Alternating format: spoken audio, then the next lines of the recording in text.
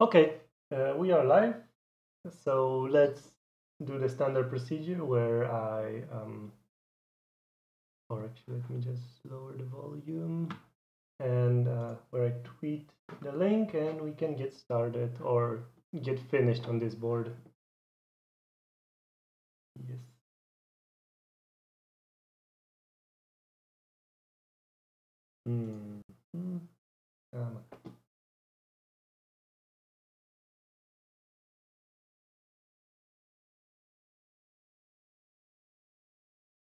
Twitter's not loading.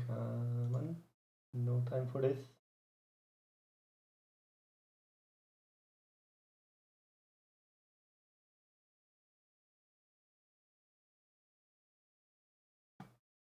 There is.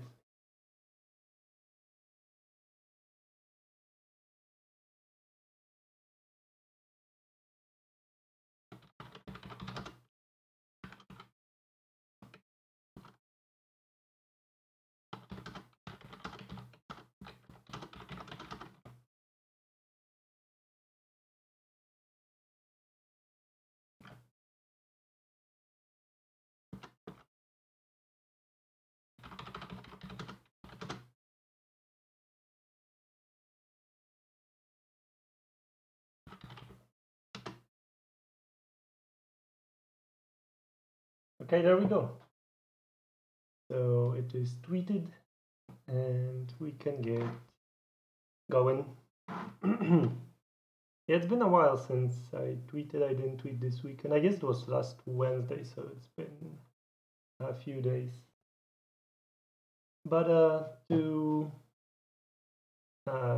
bring everybody to speed, last time I did this STUSB1600 board, which is ST's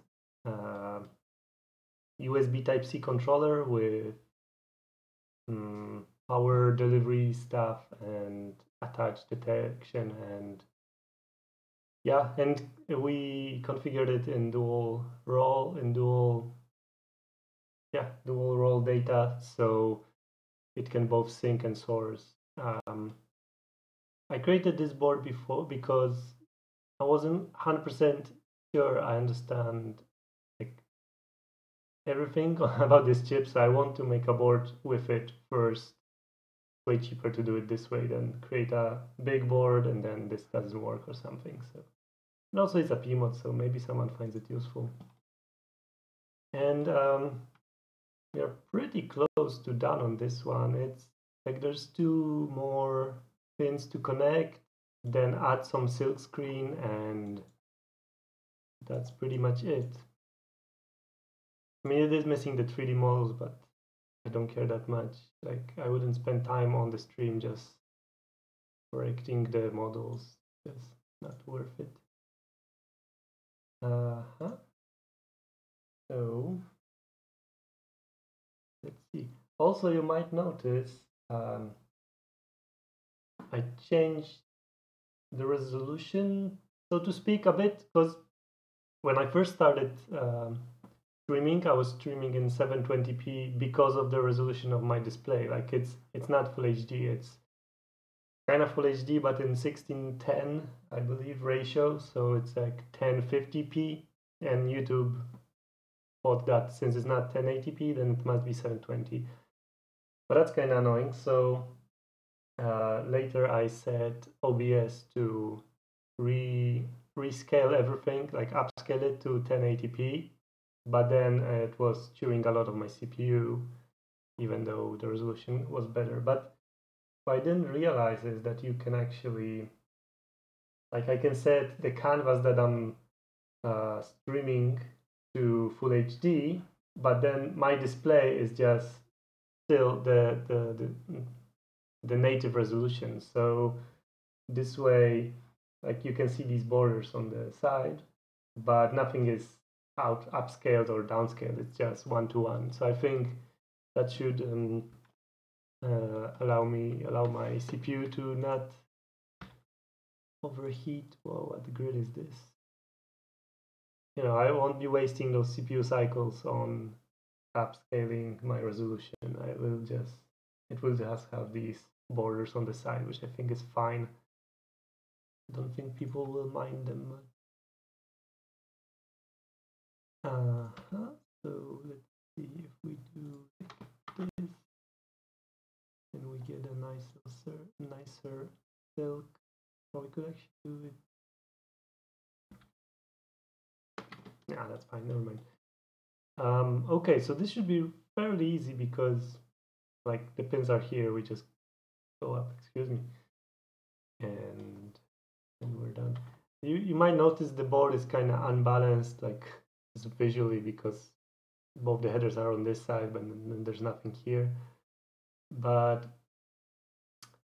I don't think I will make the board smaller. Like, I could just remove this quite a lot here, but it loses the symmetry. And the PMOD standard says a single PMOD should, or like, it shouldn't be larger than 0.8.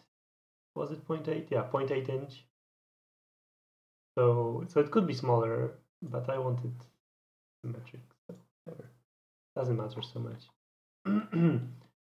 So here we have the two debug pins, which, to be honest, I don't think we really need, but let's just put them. It doesn't cost really anything. Can just not mount those later. Actually, this position was fine. So yeah, I need to remember what I did here, but there we go.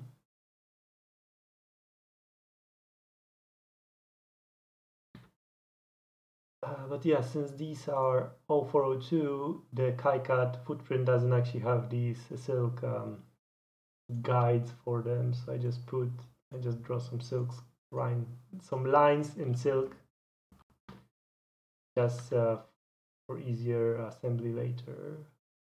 But since they are not part of the footprint, I need to remember to actually select them when I also move the footprint.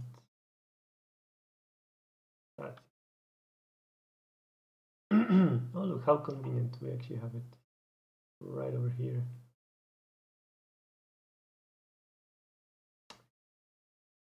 Great.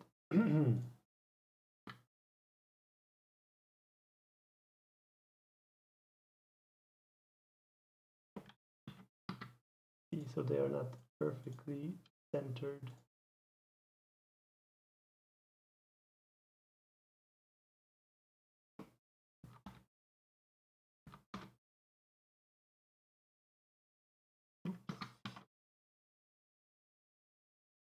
Right, I also updated my KiCad nightly. Now it's this version, whatever. It doesn't really say much. It says the one of the commit, but whatever. Just kind of to keep it fresh. I haven't done that in a month or so. So what's the worst that could happen? Crash. What was it? Yeah, I'm keeping track of the crashes. Of the crashes during the STM project. I guess this is, I don't know if this is part of the STM project. Depends how you define that.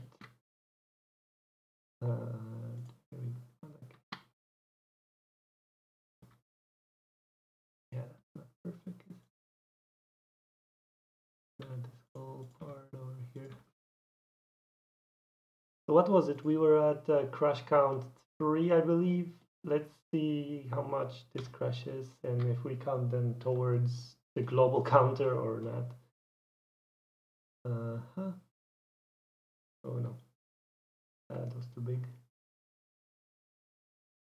So we have this one, and then should be able to fit the other one. Perfect. And then there will be empty space here, so we can put the just for nice fill over here. Perfect. And then we need to connect this 3 volts to this bus. Oh, interesting.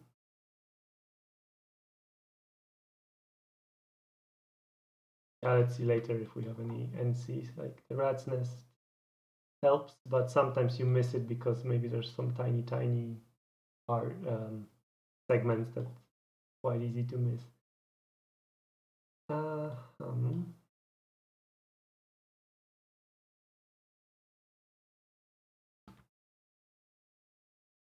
If I make space here, I can just do something like this, and then this, I forgot to change the width.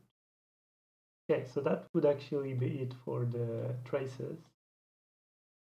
We can run, yes.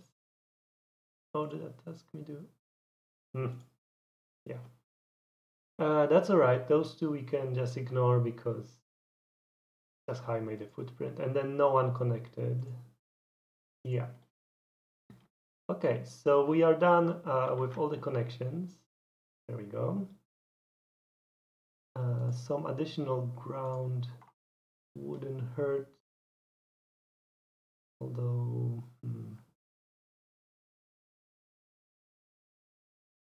like I like to have filled out these spaces, but I don't also want to force it. Yeah, like there's not really a point in this here. It's a big space, but then here I don't want to have a via in my silk, so this seems fine, except here.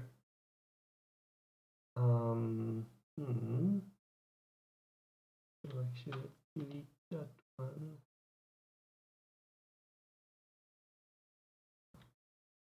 And then we can have a via over here.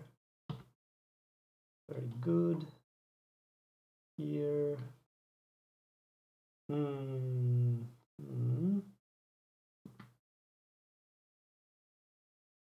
Let's see, because I could actually have it this here.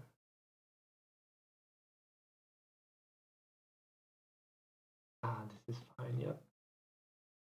Okay, so that's the ground is not connected. Right, because this is a lonely island.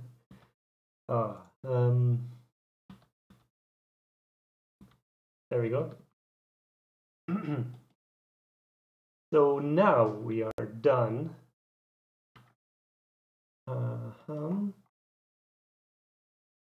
I could move this really over here. It still bothers me. These islands with no ground. Now we can do this. There we go. And then just to be sure I didn't put any via too close. I didn't, so we're good. So then we need to put some silk for the pins, just to be nice. And let's do that.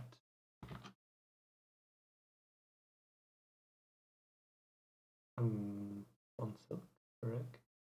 Gonna be too big. This is too big still.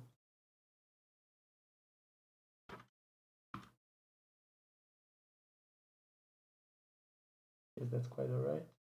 Oh, hi, Bleep Track. Welcome back.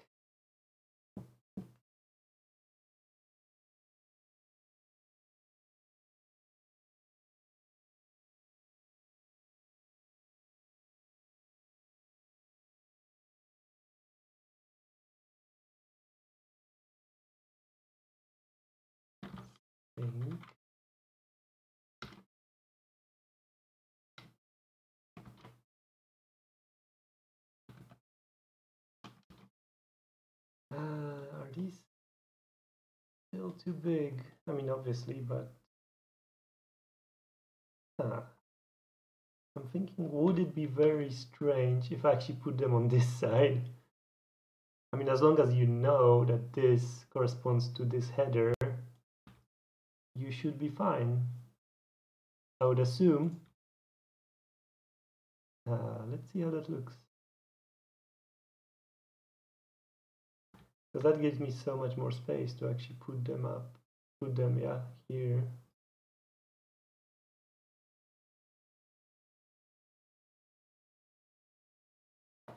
I'm splitting the ground plane under the D. Yeah, possibly.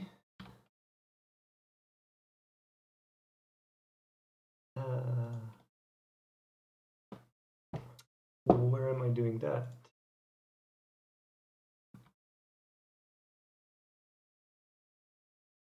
I'm not sure which one do you mean, because I mean it's quite split, like here, here, and here, and here if you also count that. So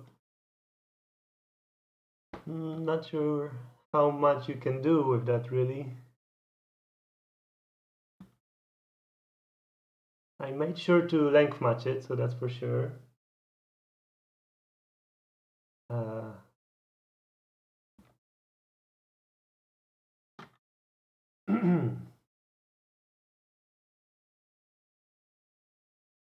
Yeah, I think this is fine actually.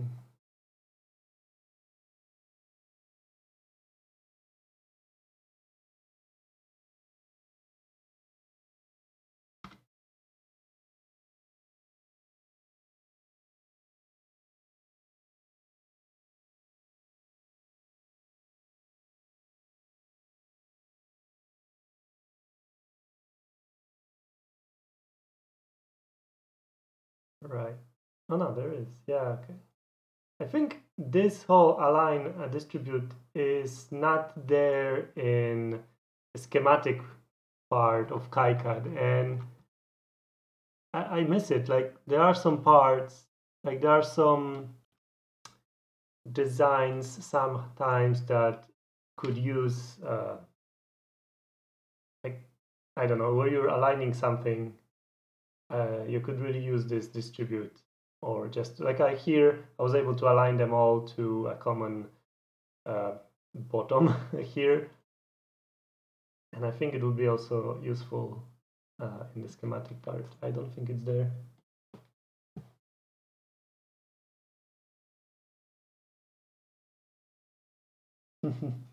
Return path, uninterrupted ground plane under the pair. That might be difficult, or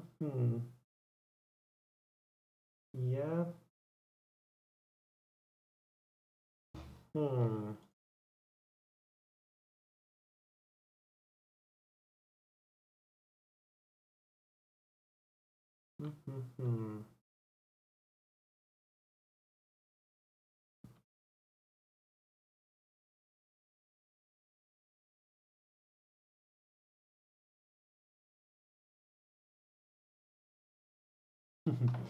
I'm trying to think if I could somehow get this to work.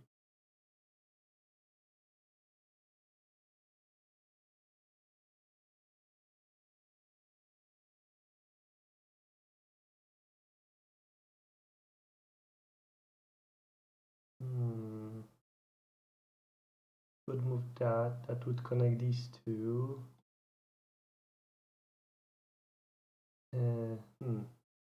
I mean, I could just put here. I don't know if that's any better, really. If I do something like.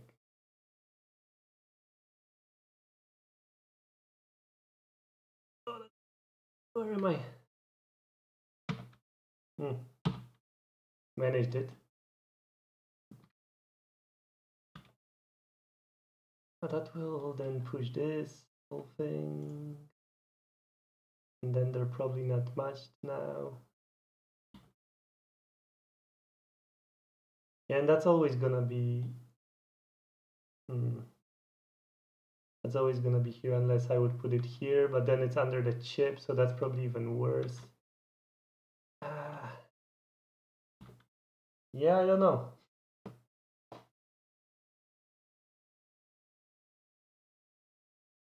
The other way at the connector and along the bottom edge.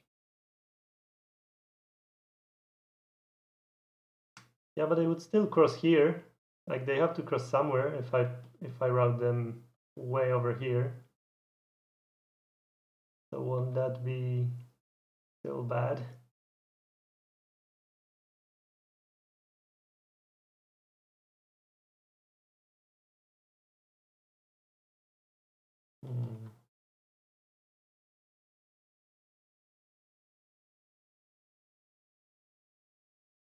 Anywho,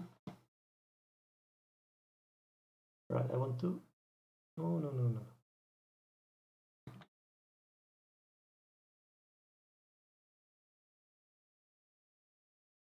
I want to check one my other projects for reference.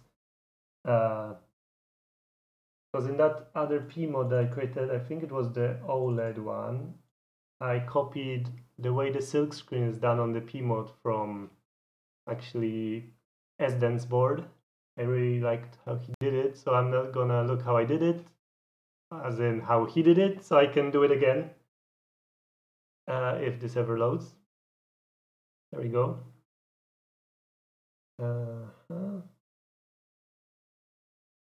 Right, exactly. So this pulls in. So these are just straight, and then yep.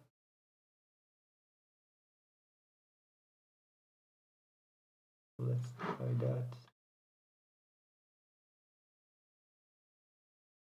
Yeah, this is a tiny board, so I think it's fine, and like it's also the main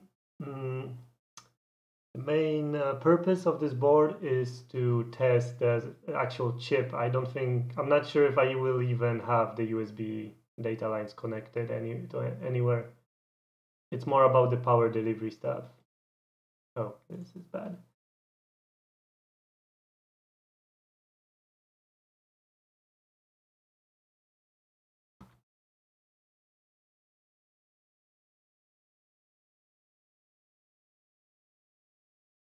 And 8.12.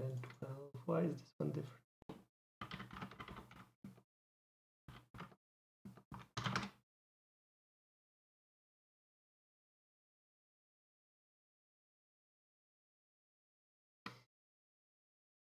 Ah, oh, come on. I just want to select.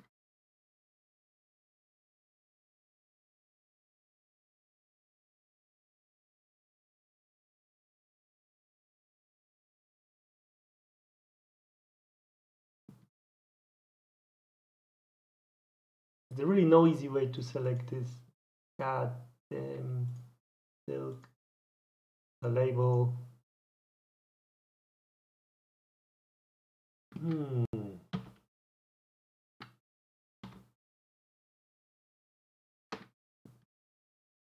Thanks, I hate it. Wait, so this one actually was this, and that's that one. Yep. I think they're the same value, so it wouldn't matter, but big fat tiny traces. I know. I made them, like I did some math, and these traces could carry up to 1.5 amps, and I will only like source and sync through them 0.5, so it shouldn't matter. Maybe I can go up to 1 amp, so this should be enough. Like later, if I want to actually use the proper power delivery with 20 volts and what is it, 3 amps, then I will make it proper, like flat fills. Where was I? I was here, yes.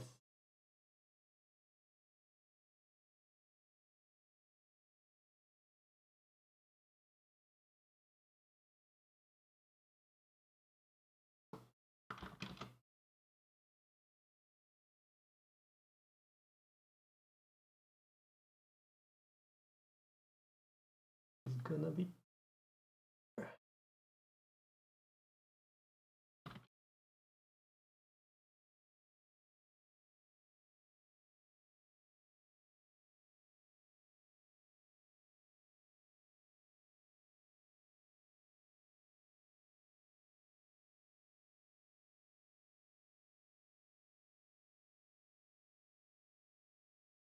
I think this is correct-ish.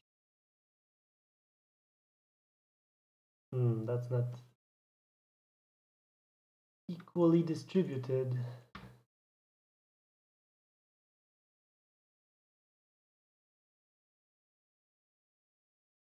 I guess that's why we have equally distributed. There we go.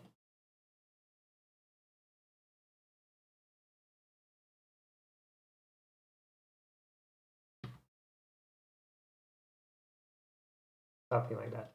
So yeah, this is gonna be here.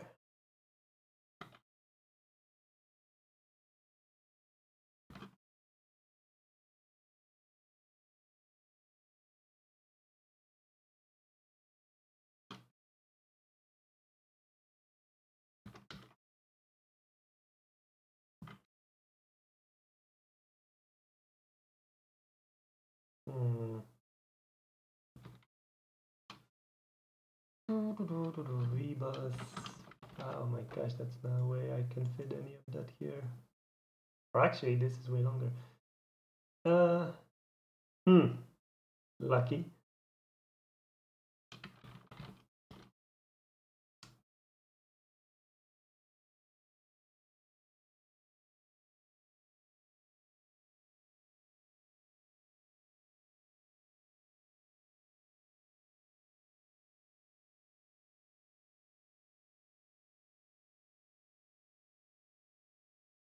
Didn't KiCad add an option to edit multiple texts like this recently?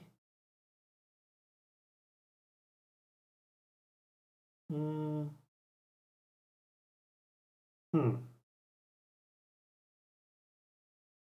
think that's gonna edit all of them, not just these. That's fine. Oh, I already had them selected. Why did I unselect them?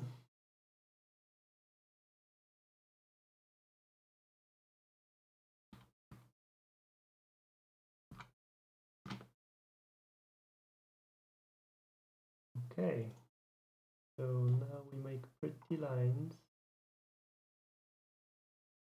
which I have a doubt if they will even render because they're so short.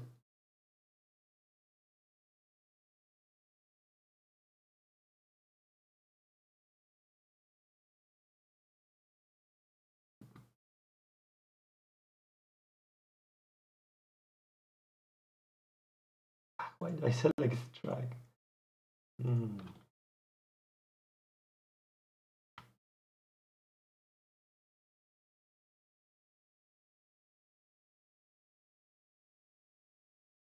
Right, that.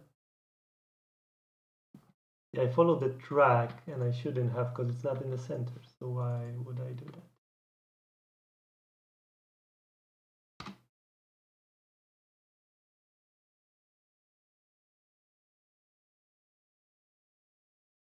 I like that just by the rendering, like if it has these like jagged edges, I can tell if it's 45 degrees or not. So that's cool.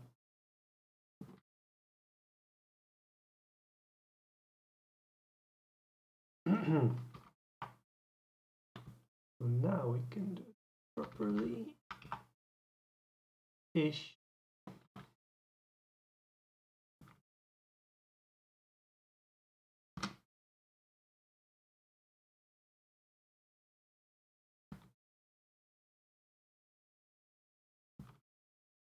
Right, that's gonna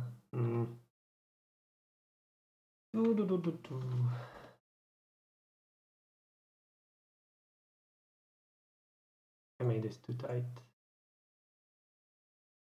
But yeah, you can see why it's really nice with these lines, because this is a mail header with like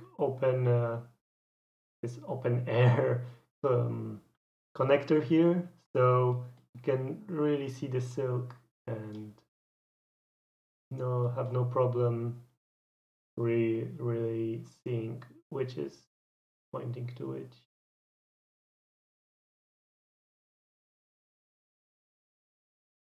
Let's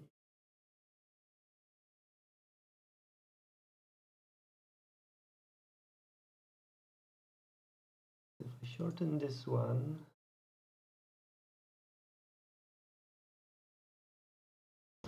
Viva's okay, that makes sense. And what we can do is actually move these a bit back.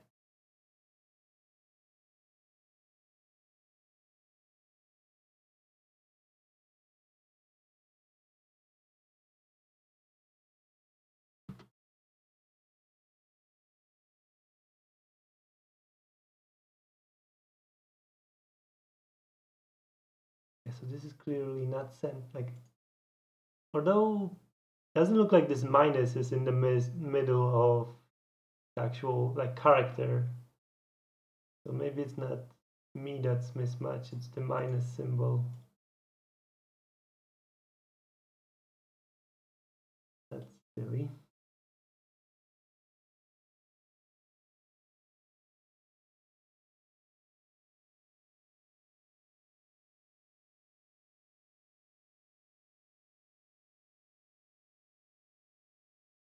How did I do it there that I actually didn't have this problem? Oh no, I did also have this problem. See over here. Right. This is a bit silly, but that would maybe actually make it fairly readable. I wonder what font size did I use here? It seems smaller. 0.85. Mm-hmm.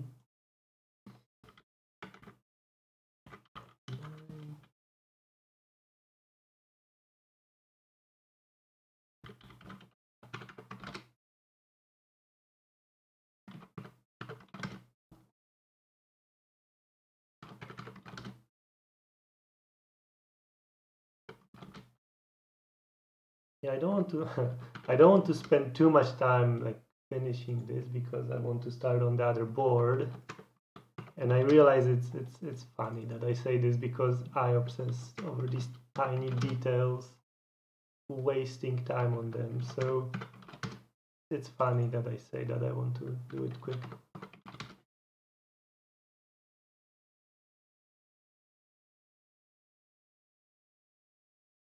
Right, that's why.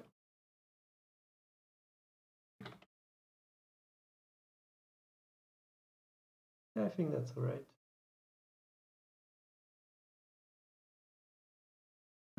Okay, then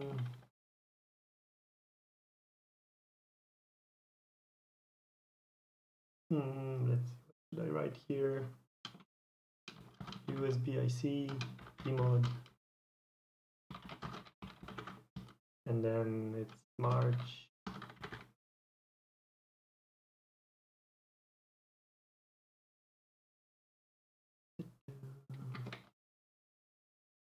Yeah, I used to put like revisions on boards, but I kind of realized that doesn't tell me much. I mean, it tells me which revision it is, sure, but it actually, I think, is more useful kind of to know which month it was made in, because then I can reference also, I don't know, my browser like search history based on what I was looking for the board and all that stuff. I found it more useful to actually put the date, and then it's very rarely that I will actually make 2 revisions of the same board in 1 month. Never happened so far. So I don't have to worry about, you know, having 2 revisions in 1 month. Yeah, that's tricky.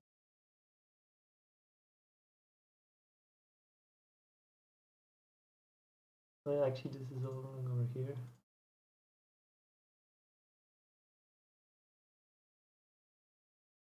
How did this happen that the resistors have smaller font than the capacitors? I probably screwed up something on last stream, but I don't recall. Oh, or is it? I know, I think I know, because these are 0402 and these are 0603, so the silk label will also differ, and now I don't remember what was 0.8, right?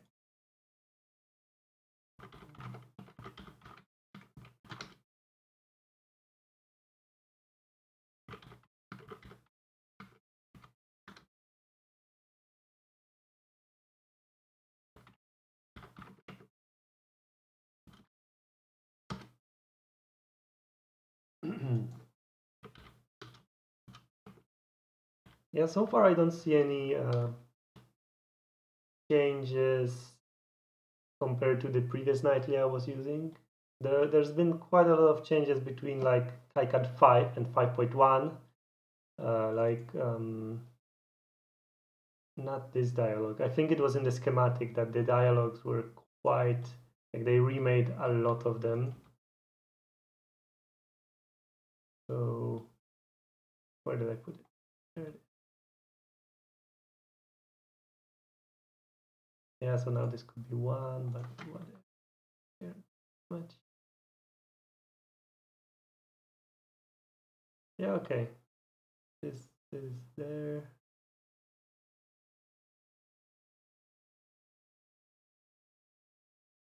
And then we need, do we really need like which debug is which? I guess we do. So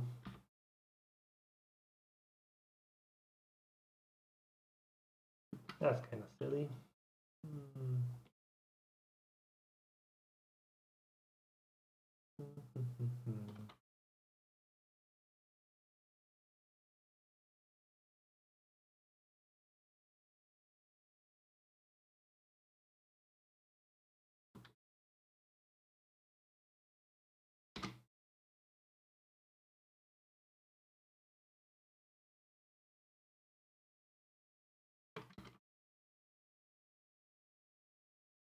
Whoa,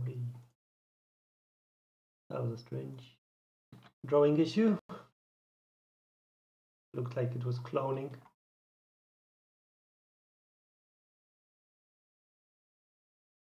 This looks more like it's in label for a diode, but whatever. Okay, then there's one really important part, and that's the solder party logo. So let me just, again, I said on last stream that I would copy the common footprints to a separate Git sub module, but I haven't done that yet. So for now, I will have many copies of the same footprints, but it shouldn't matter that much. Let's see, what did I make last time? That was the fuel gauge thing. And this is the SD.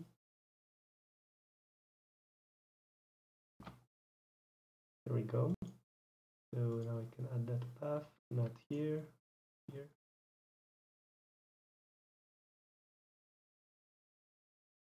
And there it is.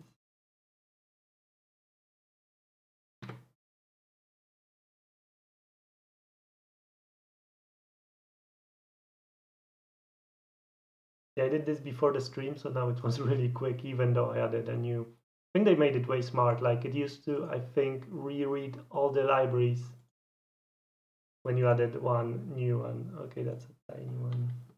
Okay. But now I think it gets smart. It caches or something like that. Where are all my cool symbols? I know I had more of them.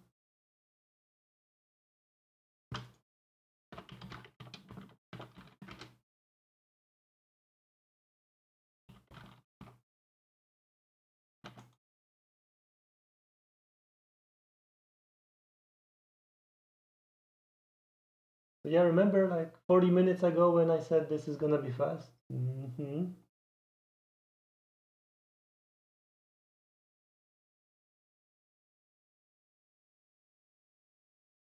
Wasn't that a funny joke?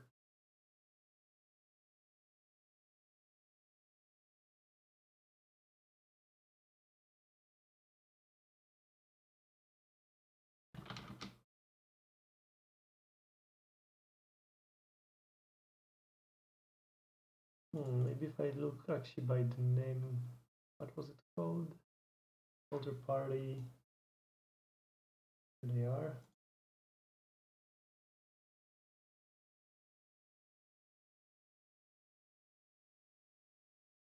And this is the ST again.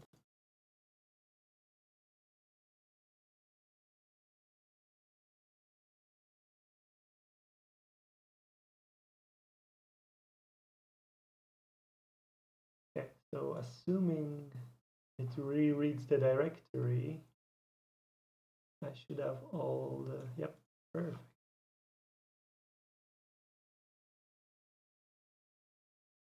Yeah, that's a good size. So,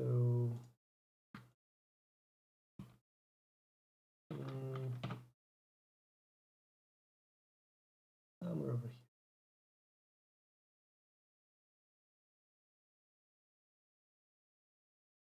Yeah, this doesn't look so great. What can you do? Okay, so I think that's gonna be it for this board actually. More there.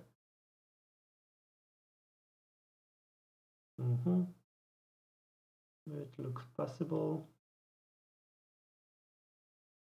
Yep.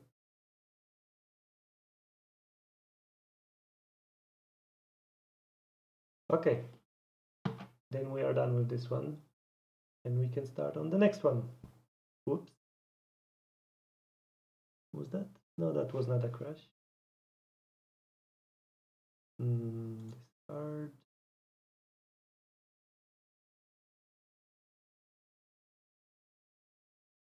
So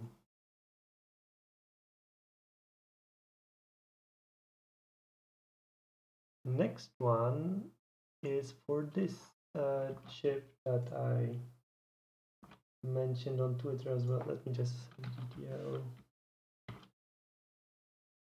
break.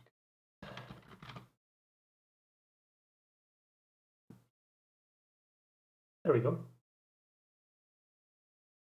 Yeah, this stereo codec. I mentioned on Twitter I was looking into some kind of codec that would support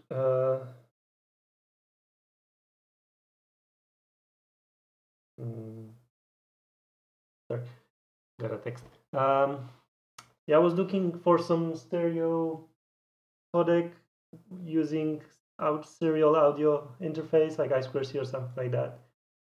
And yeah, I obviously wanted to go for the cheapest one, but also like a simpler solution. So this one seems really nice. Now I don't quite recall. Is it $2.90, something like that? I think. Or was it $1.90? It was pretty cheap either way. And it's also very simple. If you look at the example that I will find in a second. Oh, come on. Yeah, there's code here. That's awesome. And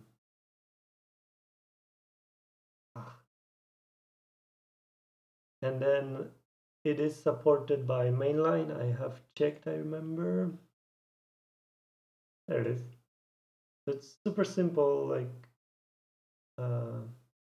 doesn't require many components, and it comes in a smaller and larger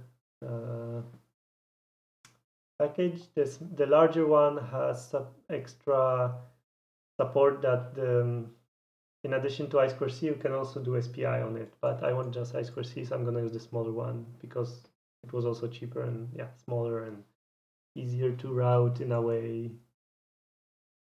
So yeah, it should be quite nice. So I don't think that KiCad has symbol for it, so we obviously SGTL. Nope. So we need to start with that as usual. And I guess it will be in the audio. So let's do that.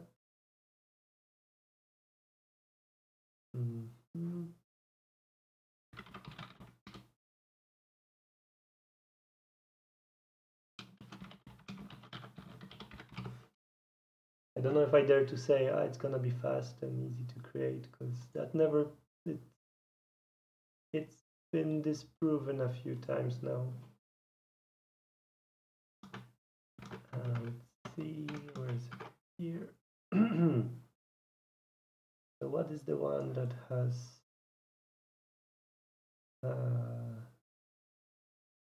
right, the difference is L over here. So let's do that. And then we open the pinout and we go at it.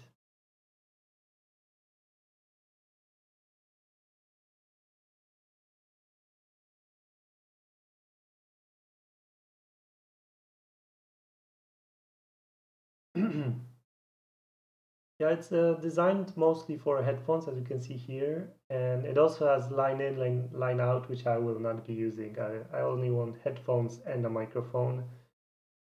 Yeah, shit, I should have reviewed one thing before the stream, because I haven't really decided if I want the microphone and the headphones to be on the same connector, like, you know, an audio jack that has, like, what was it, 4 segments, or do I just want it separate? There's pros and cons for both. So actually, let's see what symbols and footprints KiCad has. If it has one for jack that has also the microphone, I'll just use that one and go for that one. I will probably design one later based on some LCSC. Sorry about that. LCSC connector, but for now I will just be ordering from DigiKey or Mouser, so it's fine. If it's a bit more expensive, it's just for this P-mod. Okay, so let's get at it.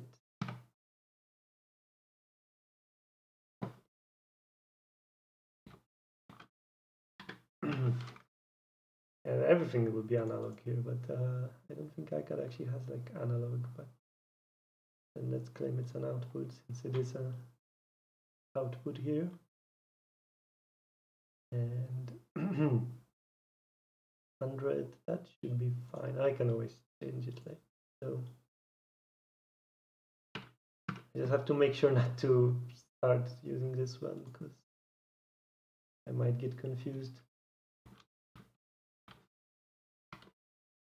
And like, oh, that was super fast to screw up.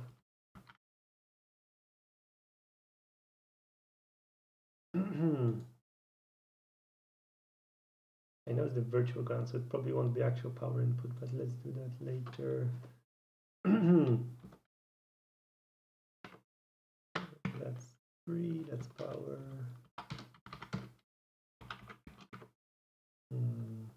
4, that's an output.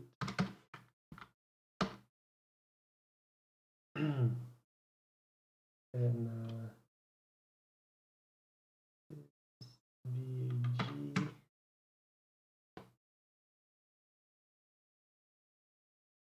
Let me see. Okay, this is page 3, so let's go back to that in a second.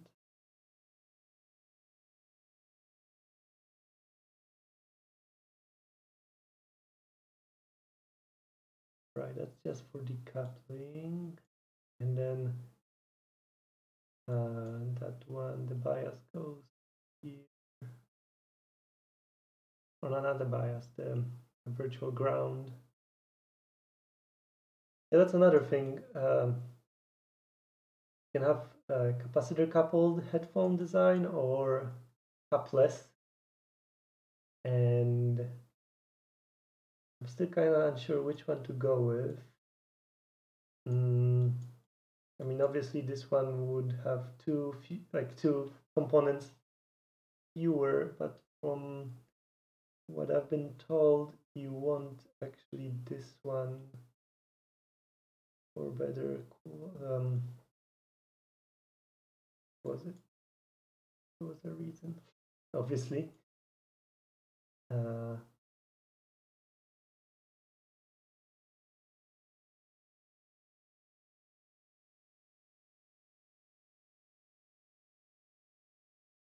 Yeah, I don't think they explain the difference here because they assume you know it. But let's go back. So that's at 60. That's also good to remember the page number there.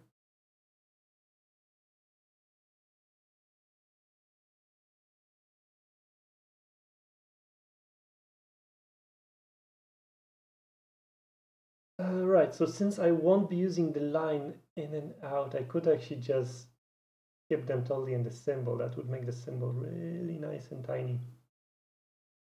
I'm not sure if I want to do that. Just to give myself the option. Let's see. You know what? Yeah, I will just skip those. That makes it so much easier. So we have the mic, and then we have the mic bias.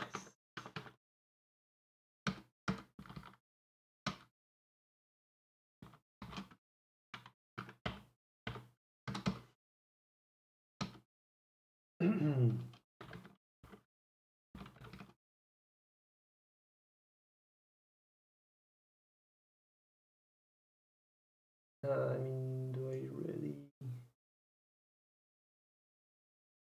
Yeah, the master clock.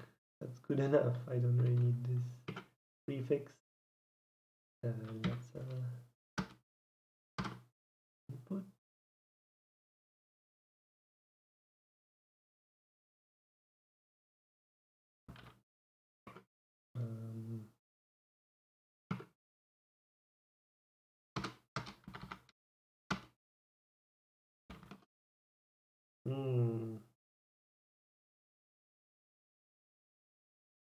Yeah, that's fine. Because I was thinking if this will, if I have die square C SCL, but SCLK, it will be grouped together in the symbols. I think that's fine. Not so much confusion. Just a bit confusion. That's fine.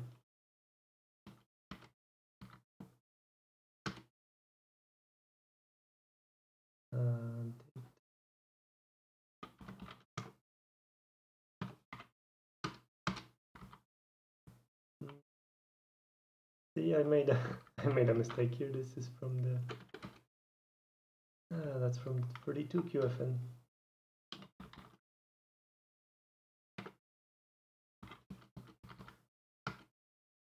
And then that's SDA.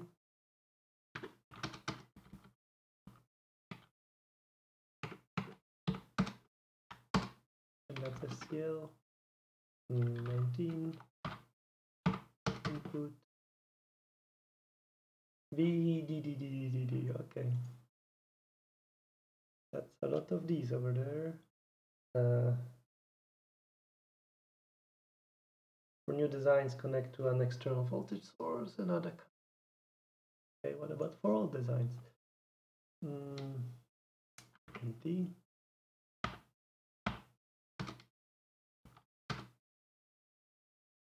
And then 21.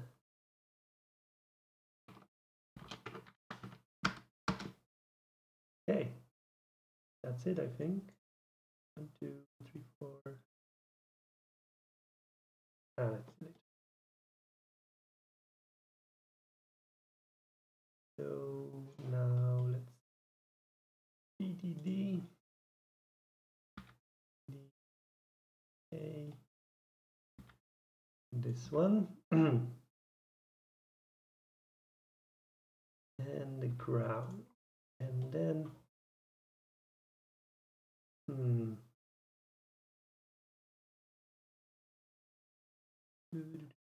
where was that connected? Remember, now I can move it around later again. So let's have die square C first. Then we have, and I know this is the input, so it should theoretically go to the right side, but I will make an exception here just to have a more balanced symbol.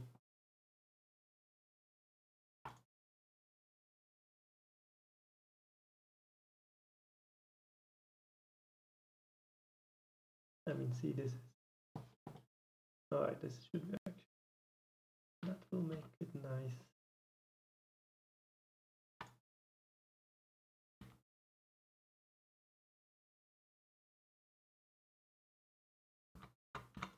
Oh, that actually came out pretty large,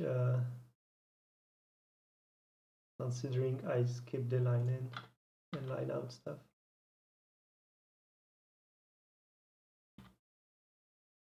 There we go. Here. Here. That looks centered. So what we could actually do something super radical, actually assign the footprint already. I don't have to worry about that later. So let's do that.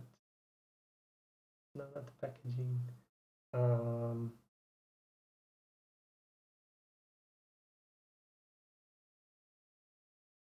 it is packaging. Ah, that's confusing. So sometimes that means like how are they in a reel and stuff like that.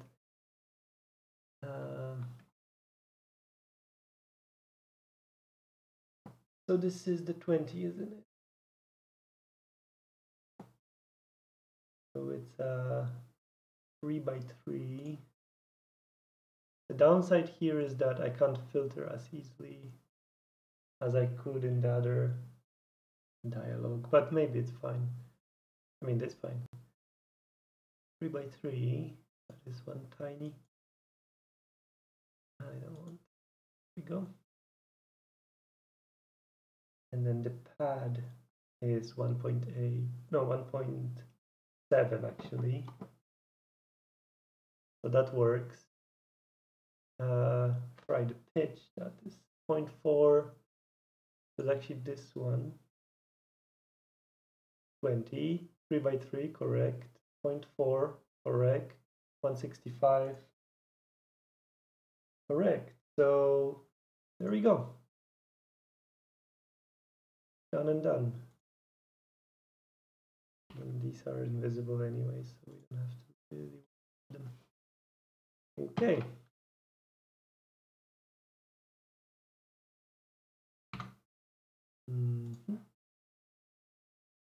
Was it 44? It was not.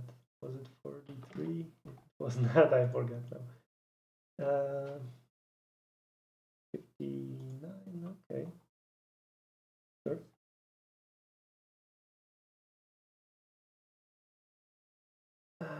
52 volts. That's annoying. And I might actually put a LDO on it just to not have.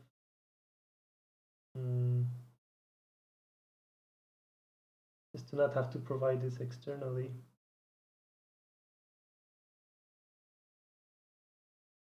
And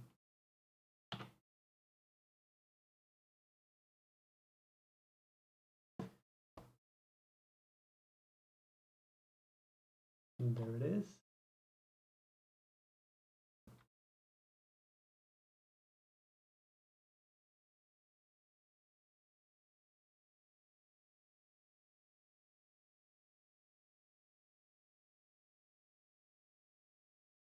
Okay, let's see, what do we have here? There's standard things like we need the pull-up on I2C.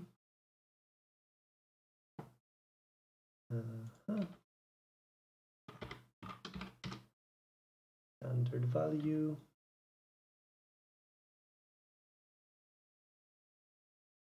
One here, one there.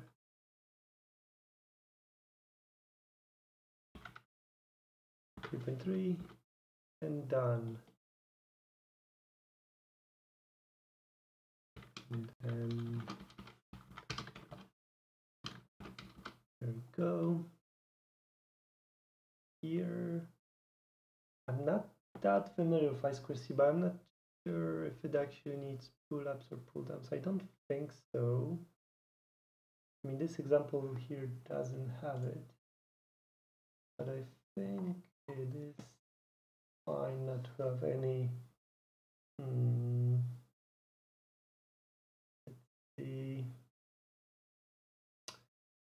Right.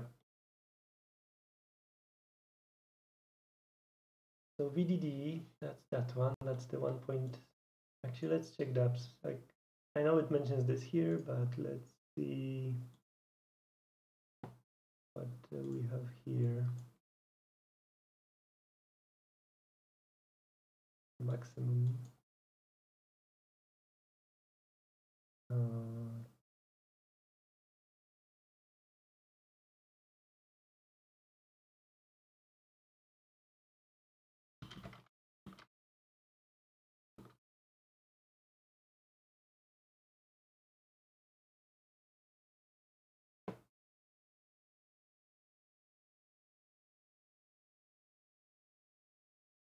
Right. It's optional, but it's required for new designs. So that's cool.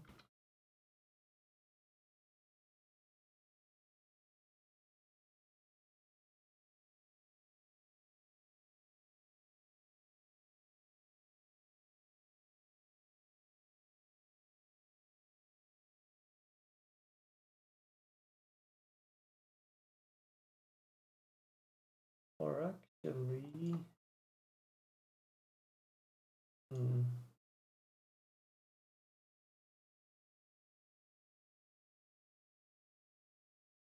since analog audio is 1.8 volt, why couldn't we connect that together with the VDD?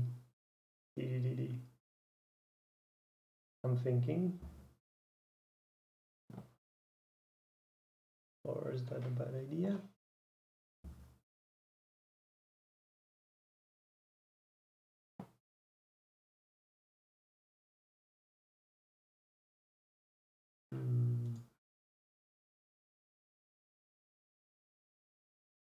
Right, and then VDDI is not really specified here.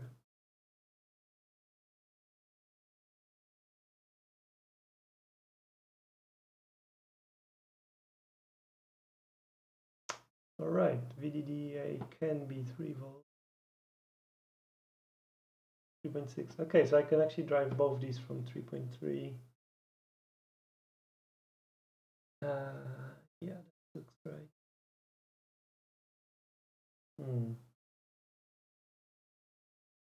But not VDD.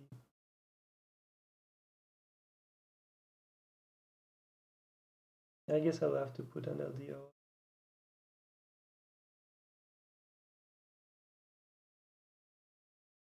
Makes sense. So let's do that.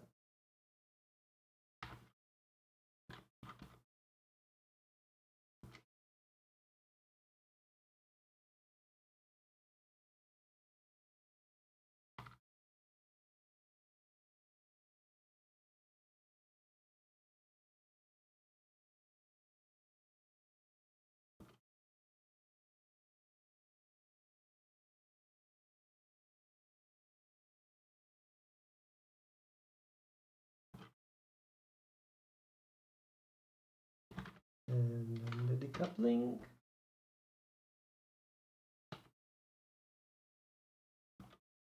I believe it was 1.8.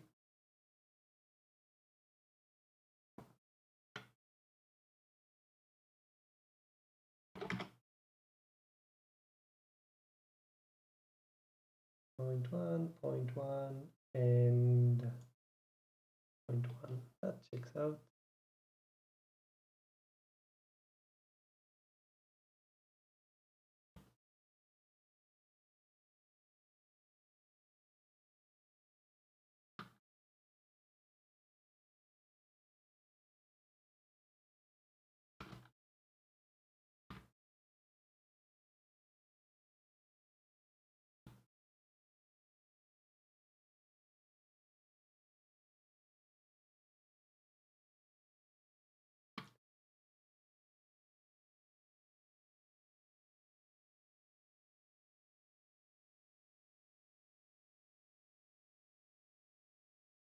So that's the key. There we go. And is this actually right?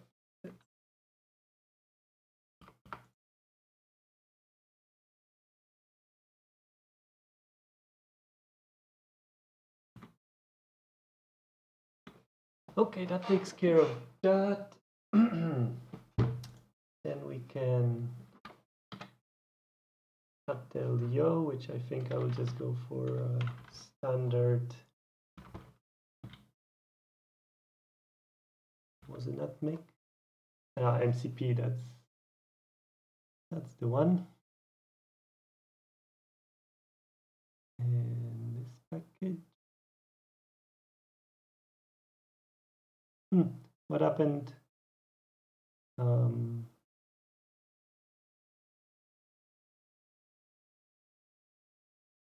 What happened to the preview they had for footprints? Interesting. I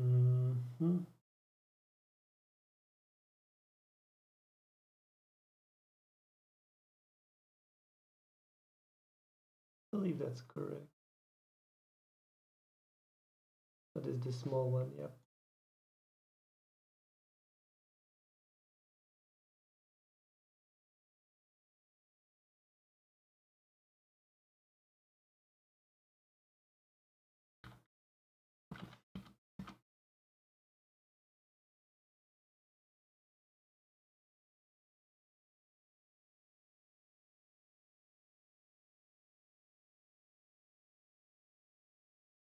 Wow, how is this possible that this actually goes on top of?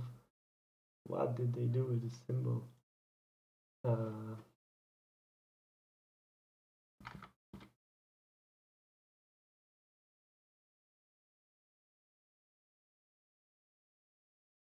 we go, just some caps over here, and that will take care of that voltage.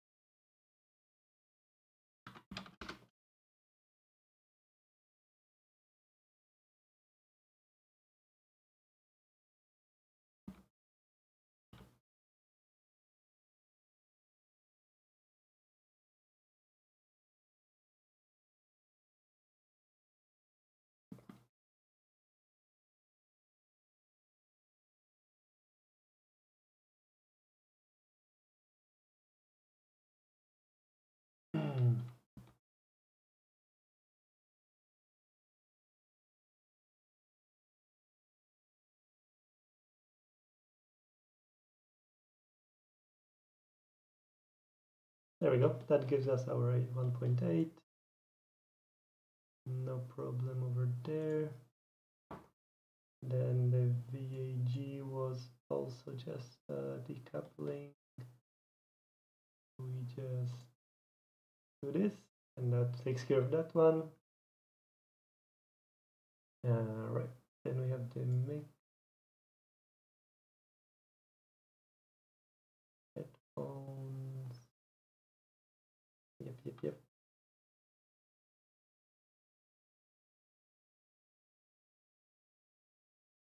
If the internal bias resistor settings are not suitable. See, I don't know if they are suitable, because I'm not sure.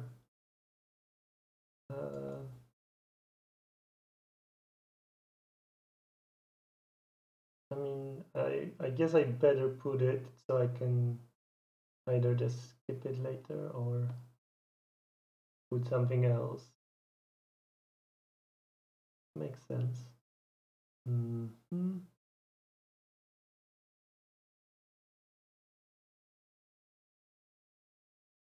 Okay, here we put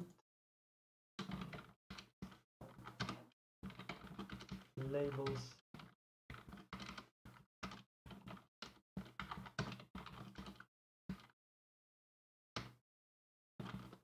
Since this just all will go to the connector, the PMOD connector, and the mic. Right, so now is the time to decide. I mean, I bet to decide which jack to use. I bet KiCad has symbols for 3. Yeah, those not the nicest. But does it actually have footprints for those?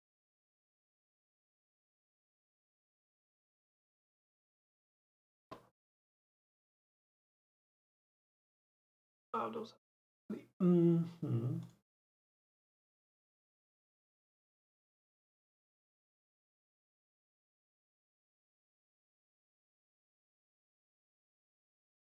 guess I should open the footprint.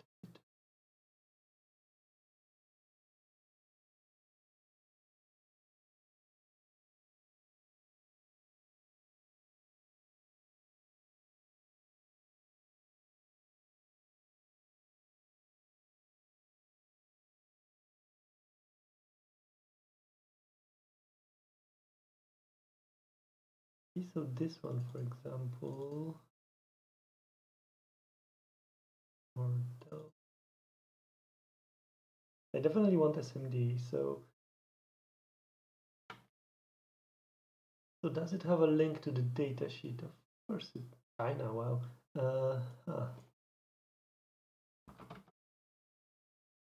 Browser. Let's see if it's available in Mouser.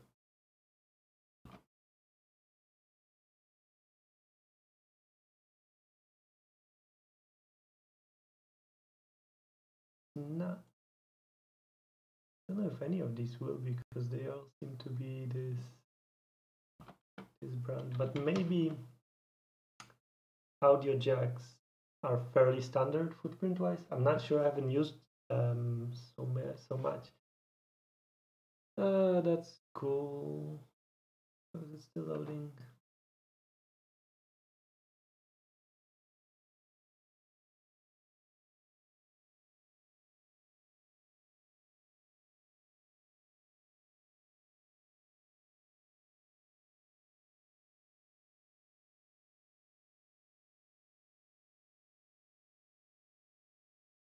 This one is available. That's nice, but I don't think. Isn't that too few actually? Let's have a look. So what is the difference here? I guess it's only the packaging. Not so bad, like for a few samples. Exactly, tape and reel and color options, blue, pink, or green. So blank is black, so that's what I would want, and that's the cheapest, so that's perfect. So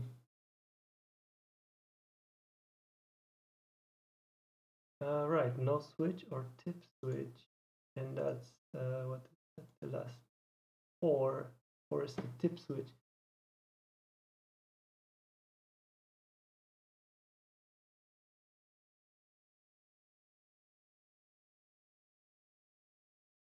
Yeah, so that's not the one I want. I want one more. Let's see.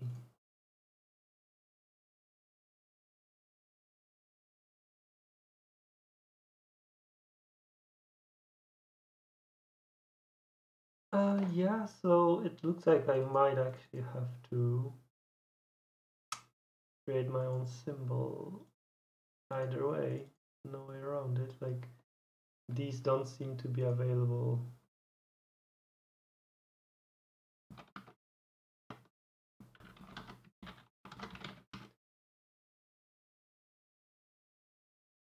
Sure, Alibaba, but that's not optimal, really. Is it those? I mean, those. It's supposed to be an SMD connector. So why? Yeah, it's this one more. I would assume something like that. Yeah, it looks like that. What about DigiKey?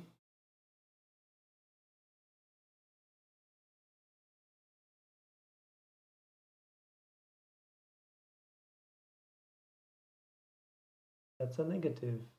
And I don't think any of those will be. Wow, this is really you. I'm surprised.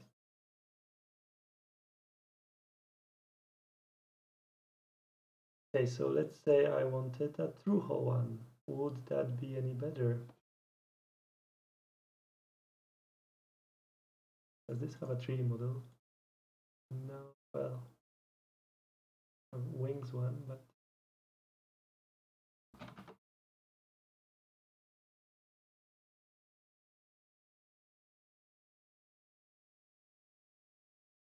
nope and nope. This looks massive. I can't even imagine how exactly this looks.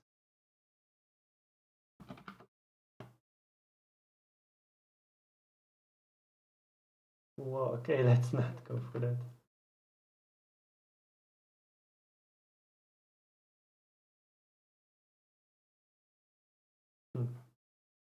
But this one's quite interesting from a spin out perspective, but I'm not sure about how it actually looks.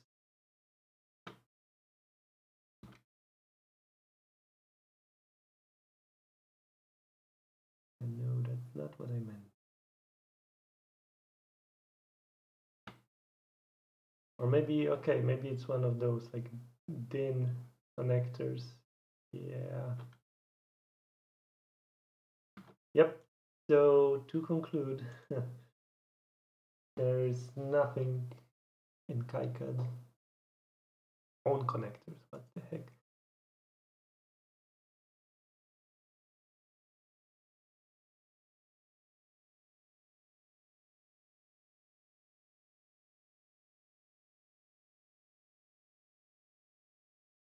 I guess I want, how many do I want? Like if 3 are stereo, I want at least 4. What?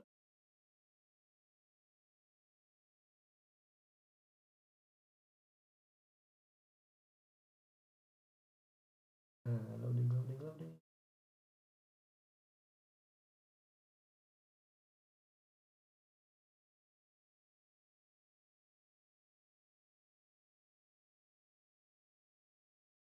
Right, so that's again the CUI, one of those, but it's not 435. No, it's not any of those.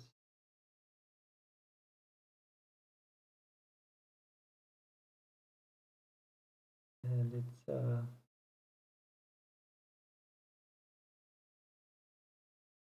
through hole, right? Or is it? No, it's an SMD. Okay.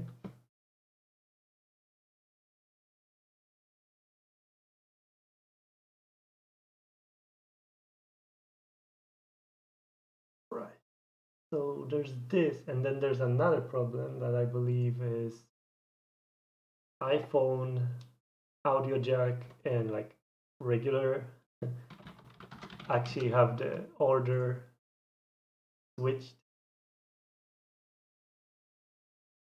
So let's check it out on the good old wiki. Because I think they had a nice table over here. Right.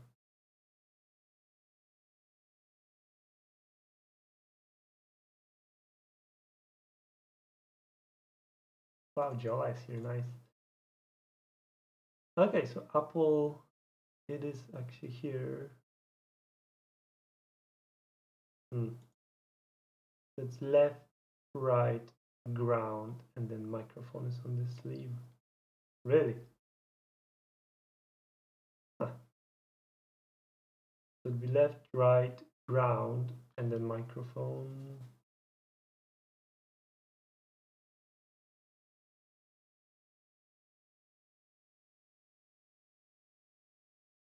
Right, ground, right, that doesn't matter.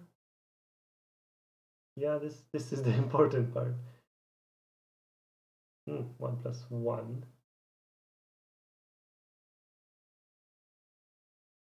Okay, so just to double check.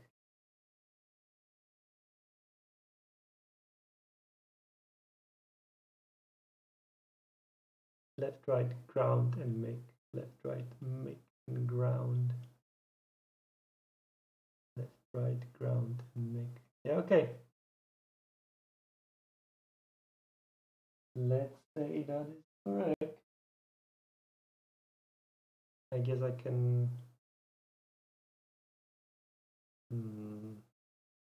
I'm thinking if I can change it later. Not really. I can rewire the board.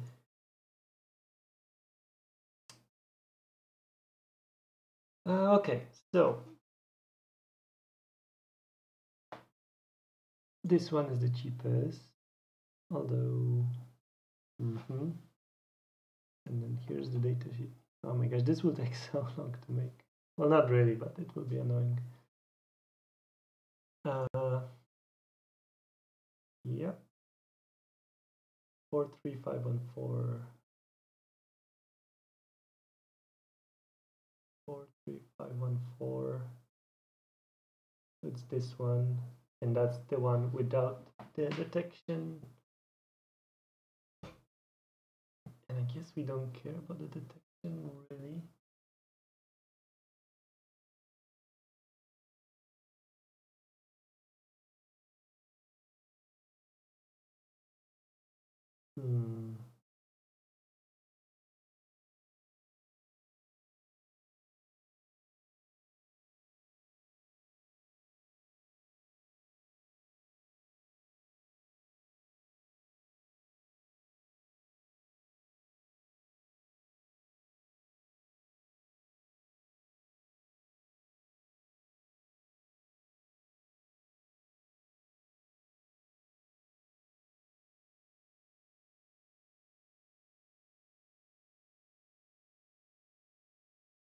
I'm just checking the logic here. So this is the tip. So the insertion is from the top here.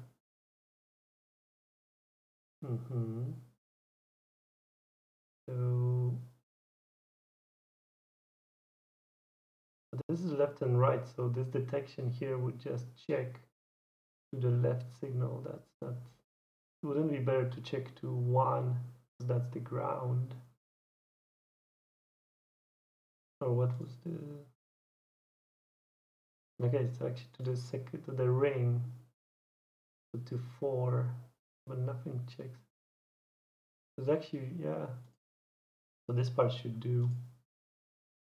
So it's 1, 2, 3, 4, 1, 4, 3, 2. If we now find a symbol for that, I think there was one. Wow, this is like, I wasn't expecting this to be so complicated.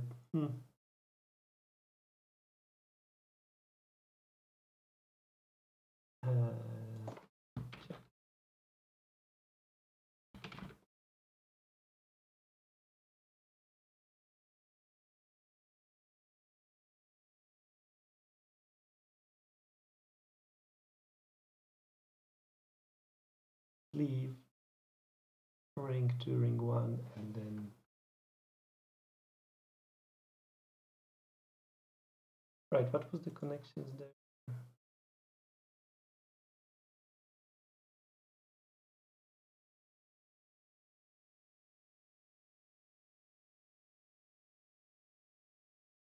They are just not connected.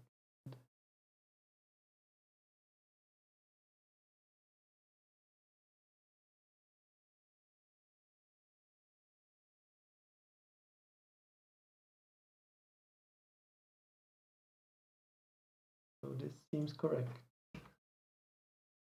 I know I'm taking a long time, but I want to make sure I get it.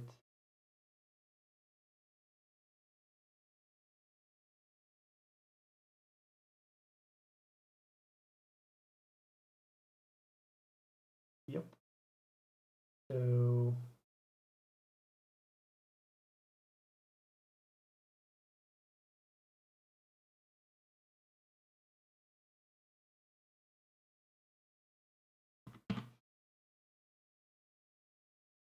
tip, ring 1, ring 2, sleep.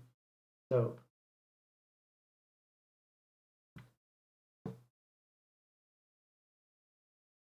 on the tip, we have headphone left, and then we have headphone right, and then we have the ground, which I know is confusing, but that's just the naming for now. And then we have the mic. just to double check where, right, the website shrunk, so now the table is way there. Left, right, ground make. Yep, ring 1, ring 2. Okay, that seems correct. I hope. And then I can do this.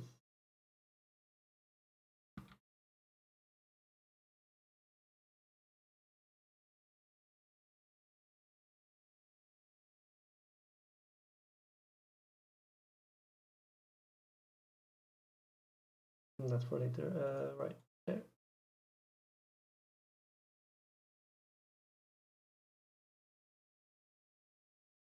So we can do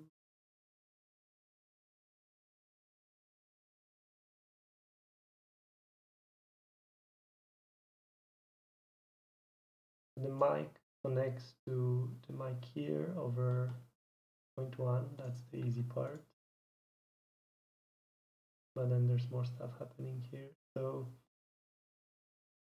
it goes over a resistor, and then it has a, I don't know if that's called a decoupling here.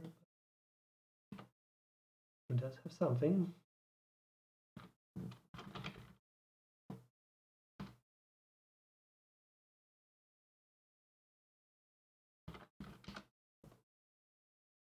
Yeah, I guess this 2.2 value here is not really, like, the side is just for reference more.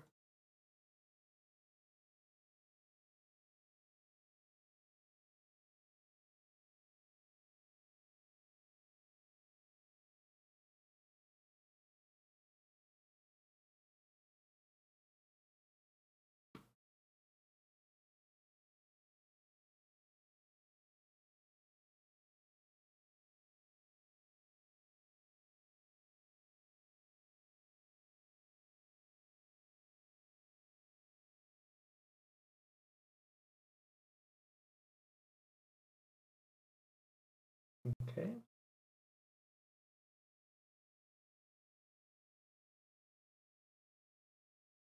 Yeah, that looks good. And then after the resistor, we have this here. That's a bit annoying because it will get, maybe actually it will fit right here. That would be nice.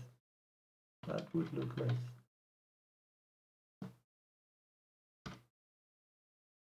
Wow, like a glove.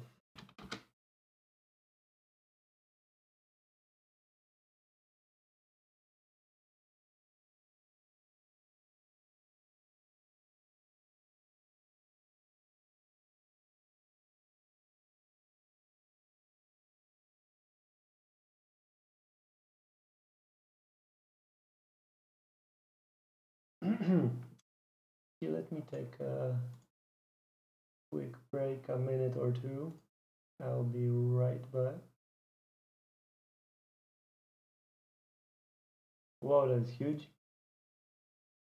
Let me just resize this. Yeah, that's better. Be right back.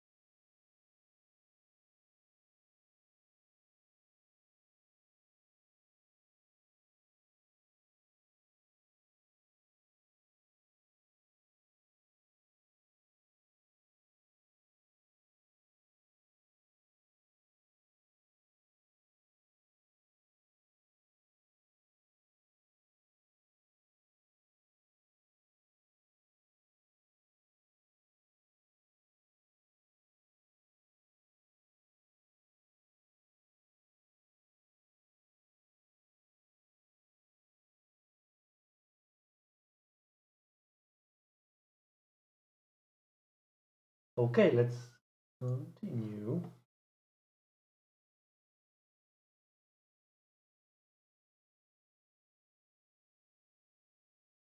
Right, so this is quite nice. It fits over there. And that takes care of the mic. That just goes directly to the P mode, and yeah, let's see. I guess I will go for the capacitor coupled option just because it seems.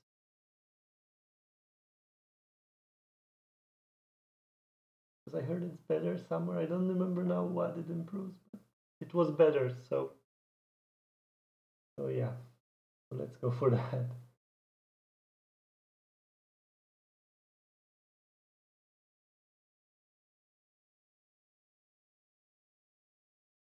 Or maybe not, because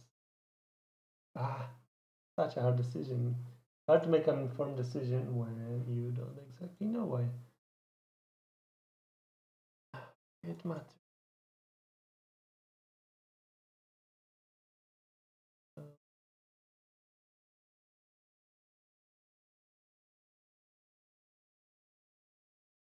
You know what? Screw it. Let's just do it.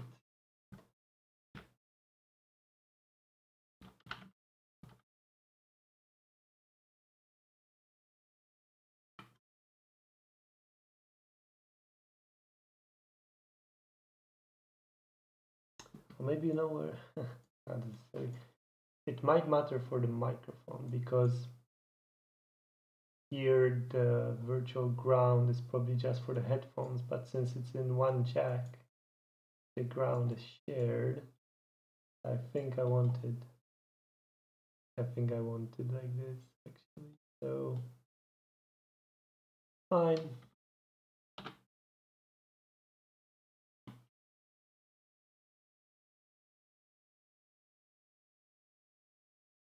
There we go.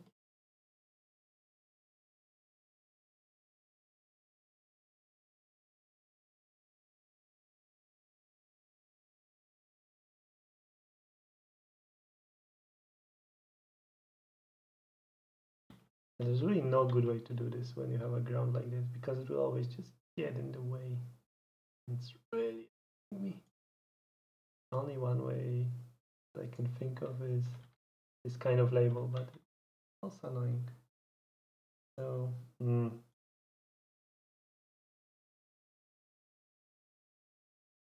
let's just move it a bit and pretend that this is better.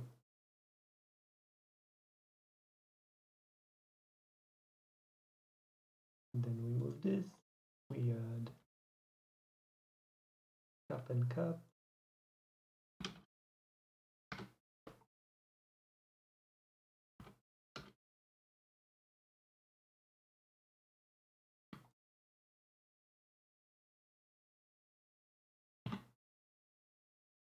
And then what I would like to check actually is, because 220 UF is a lot, like, can you get those?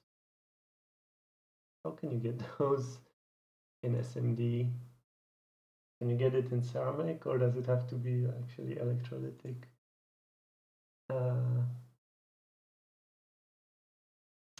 Passives.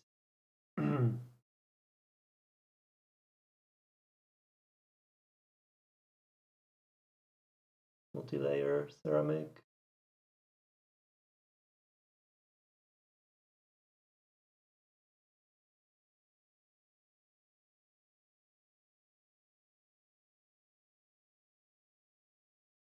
Wow, it's slow when I'm streaming.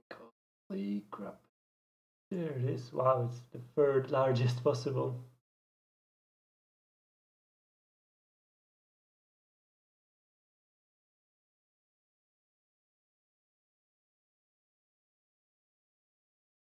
Oh my gosh, that is not cheap at all.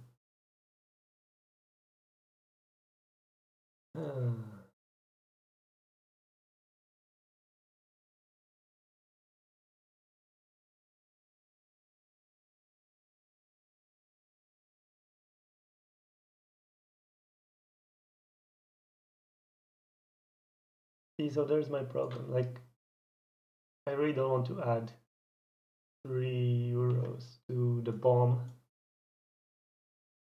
I'm not sure if I can connect this, if the microphone will work. But maybe that's part of the fun, you know, that's why I'm making this board. I will see if it works. I would actually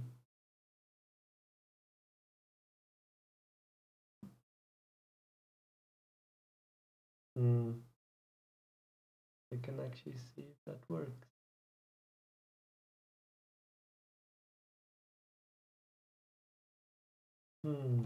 Fine. Let's go back on it.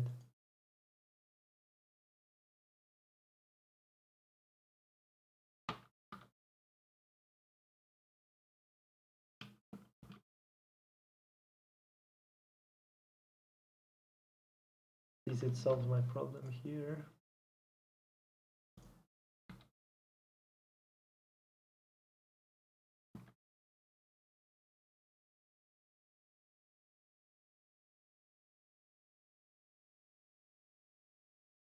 So this would actually be it.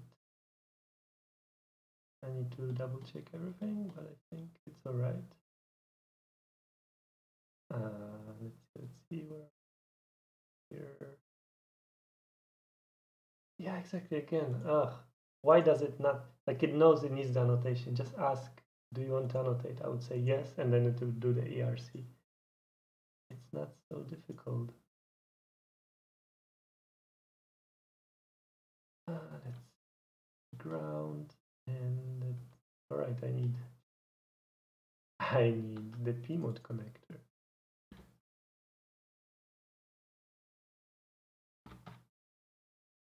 Because right now this board would have no inputs or outputs.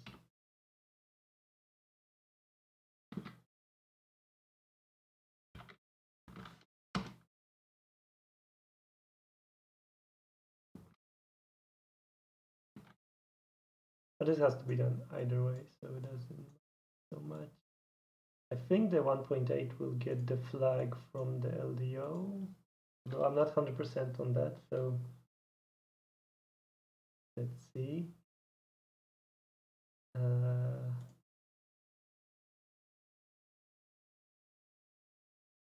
Right, this should just be an input.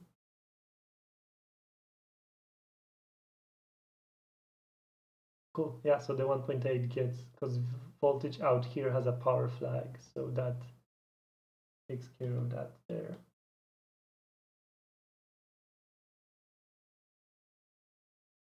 Cool, so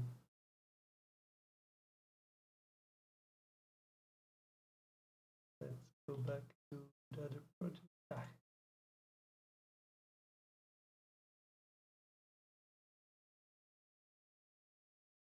Because I want to see again.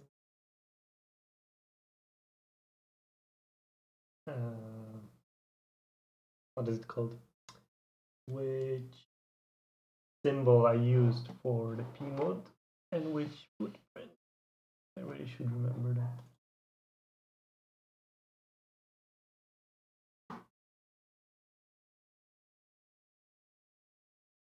Right, so I made the PMOD. No. Every time. I look here and that's the footprint. So the footprint is special, the symbol is standard. Not so hard to remember, come on.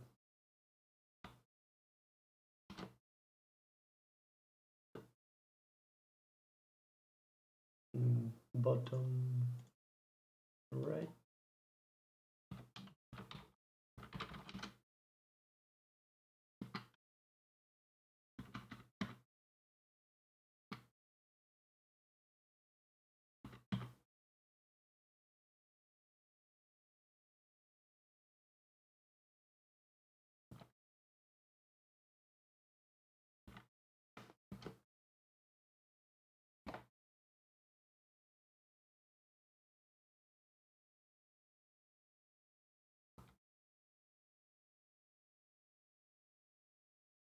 Yep, takes care of that. Then, right, this is not complaining because it's actually connected to the resistor. That's a bit annoying because it should have complained. Right. Yep. So we need to connect these over here.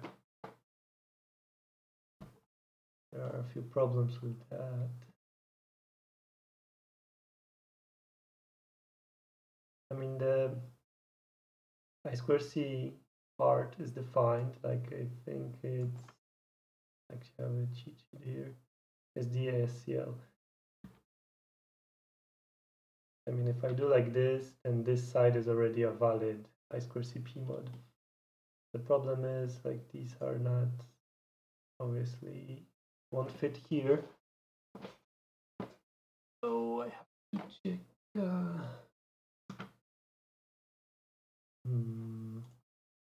Here, because Vigilant actually has a few I2S pmods, and I mean, they are the makers of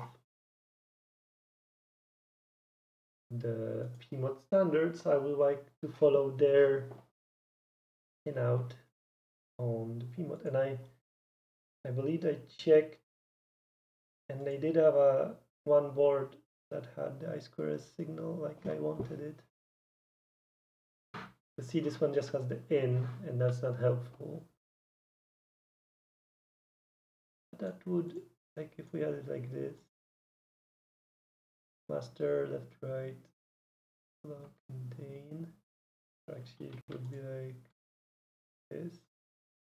And if we had this, one of those, then it would be fairly okay.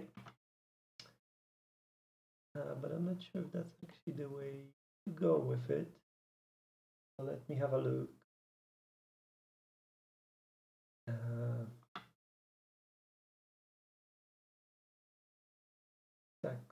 This one, I think the wrong thing with this one was that it's actually two separate I2Cs, I2Ss.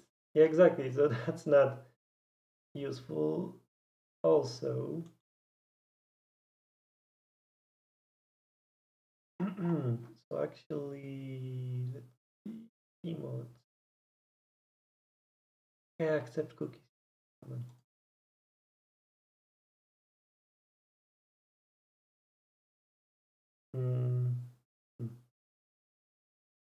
2x6.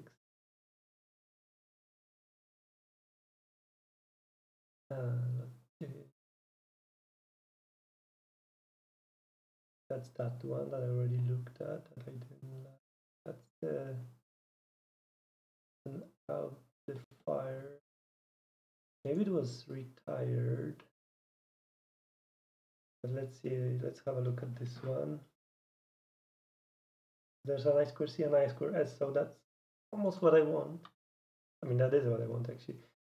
Except I don't know if this one has in and out exactly. Not. How is this even?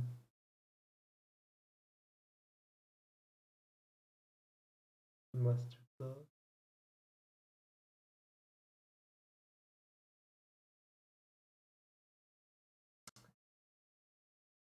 TSL. Right, they have a separate connector for this I2C. Yeah, they do. Oh, that's silly.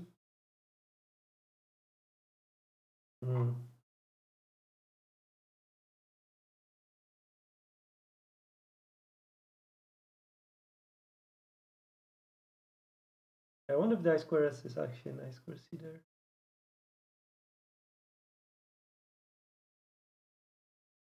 Looked at that one. This AQS, no.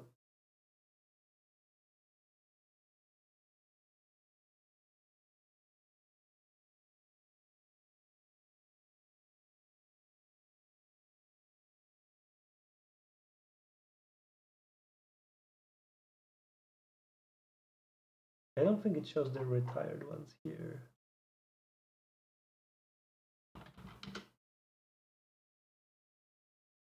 Yeah, I know this is annoying.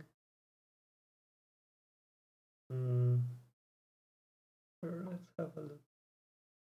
Although, is that not the same? I guess not, because it's the AMP2, not the AMP3, but then the problem is it has two full pins to actually have I2S and I2C. I don't think that one has that. Yep.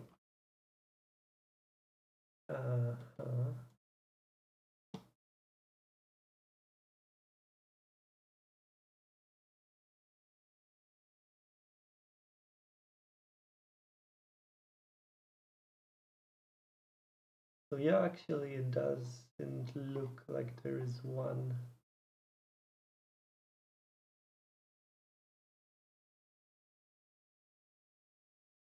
There is a standard way to do it. So now the only thing to decide is if I should the standard interrupt, or like the pin that's usually interrupt, or the pin that's usually reset, or the I2C side. And to think of it, I guess it will make more sense for the reset, because this I2C PMod like expects it to be an output, so it can write to it.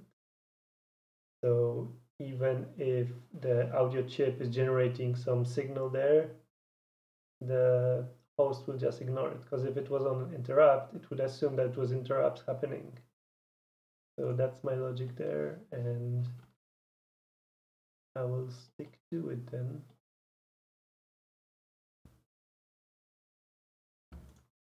And then let me just double check this pin out, which now I close, I guess.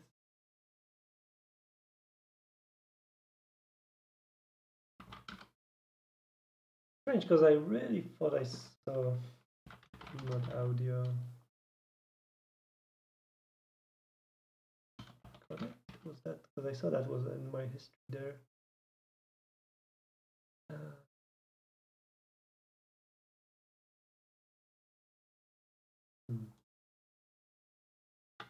But yeah, I should publish an entry on my blog, but I guess I will publish on my blog about these boards when I actually test them, because there's no point kind of, they don't work.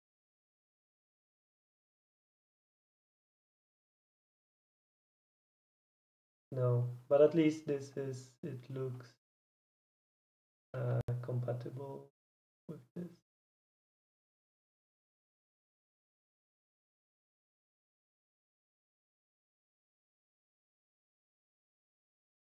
Yeah, okay.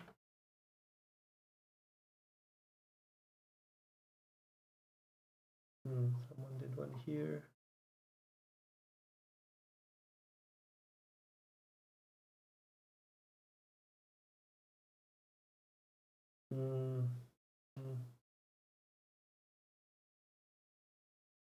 How is this compatible? Like, this person claims this is compatible. That's not at all what it looks like on the.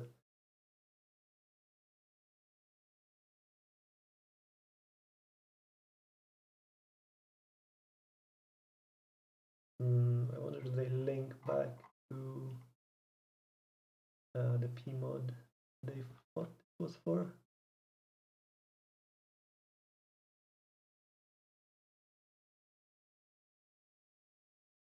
Or maybe they just mean it's PMod compatible, as in the connector is, but not the actual pinout.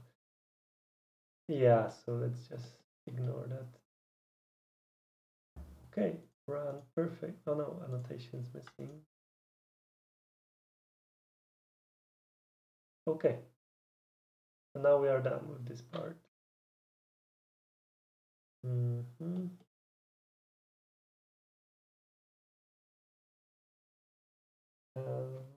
So now I need to decide if I want to go like 0402 or 0603 on these passives. And for that, I will check my list of available components.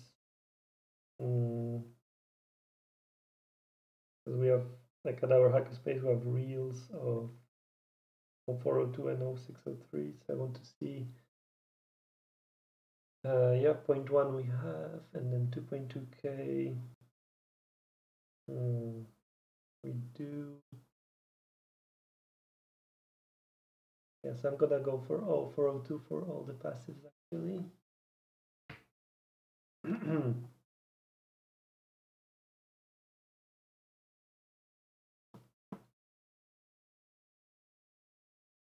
To do it.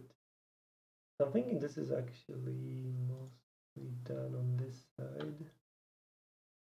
I have to wait for this dialog to open.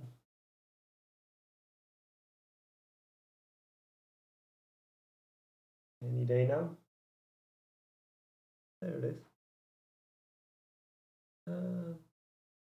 Nope. Fooled me.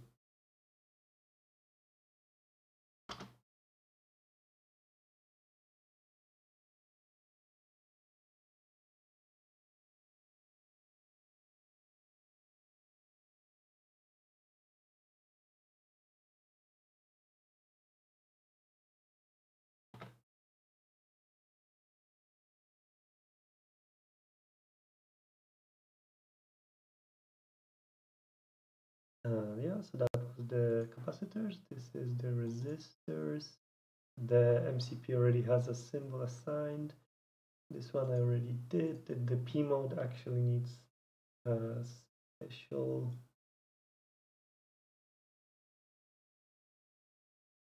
All right, that will do.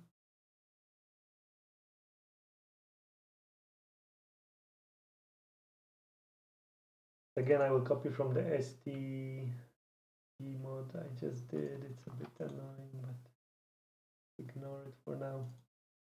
Like I said, I'll unify them together later.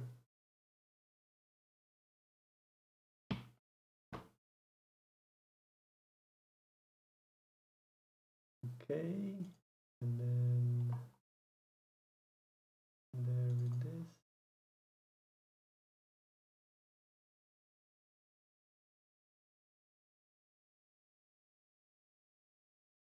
Right. Yeah, so the only problem is actually this one that I don't have a symbol for right now, or a footprint. And it will take a second to actually create that. I could get started on it. We've been almost going for 2 hours. I don't know, maybe actually I should. Let's go for it. Maybe I won't finish it like perfectly, but I will at least get started on it.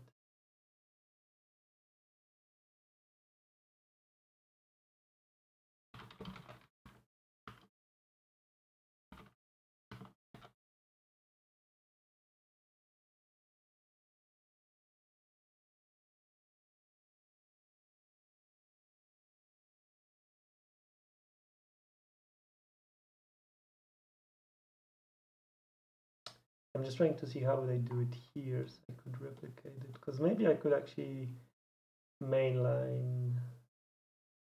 Yeah. What do you call it?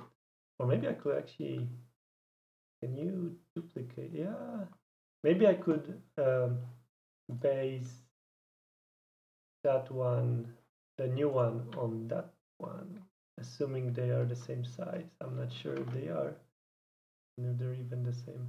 Yeah, let's have a look and see. I guess not, because it looks quite different, quite off. I'm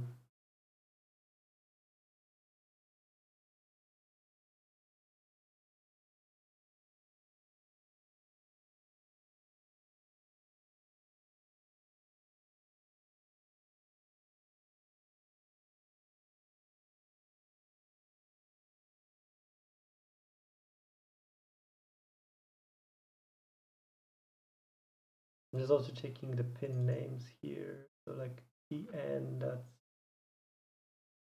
the tip switch. Because that's obviously tip, sleeve, ring, then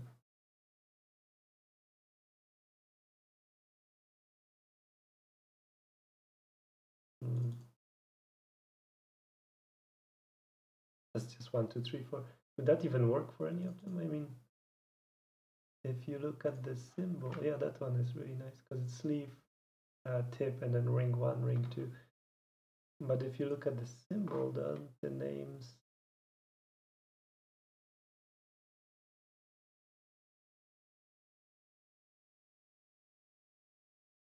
Yeah, exactly. I mean, this expects it to be actually called sleeve and then R2, R1, yeah, ring 2, ring 1, and tip. That symbol would definitely not work with like. No, it would work with this, but not here. But then you would use a different symbol there. Maybe that's fine, but for this one, it would for sure not work. I mean, this is not even matching anything, so I'm not sure what the heck they do here. But I guess, no, I will not base it on that one because it looks quite different. So, new footprint, and then I want to follow the naming there.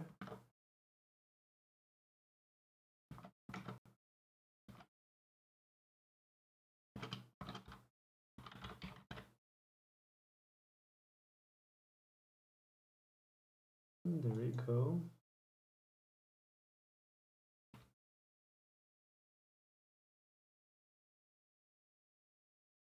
Oh yeah, yeah. Where's even the center of this thing? Like, how do they? Seems so random. Do they do it later? Find the center? I'm not sure how actually people do it exactly. I mean, I could make the center be between these two. Then all my math will be based on the middle here, so I have to like subtract. I don't know. I don't know how people exactly do it easily. At least this is top view, so that's good. So that's how it looks from the top. So I can do this. Then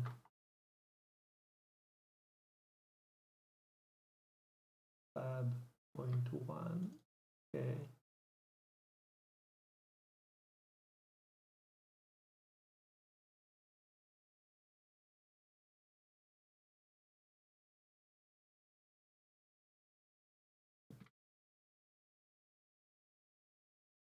Point 12. So where is the default thickness setting? I know it's somewhere because already starting on a bad foot. Sure, starting on the wrong foot.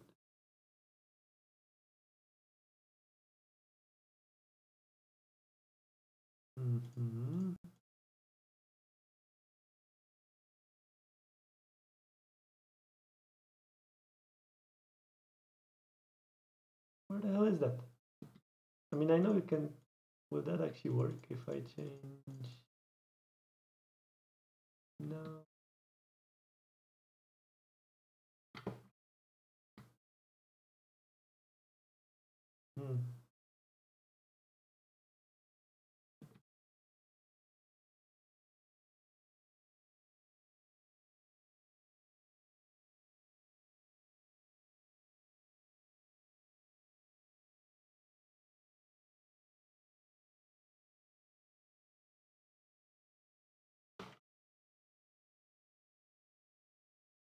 Don't you crash on me.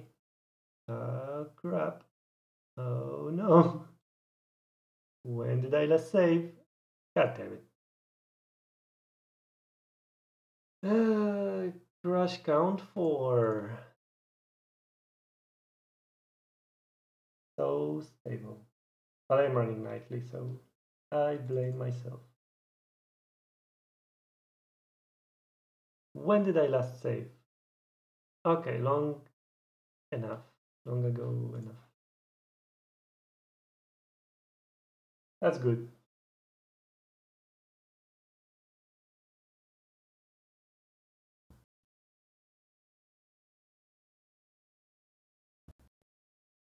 Yeah.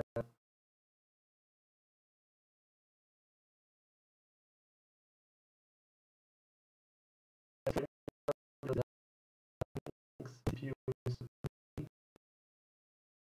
I'm sorry about that.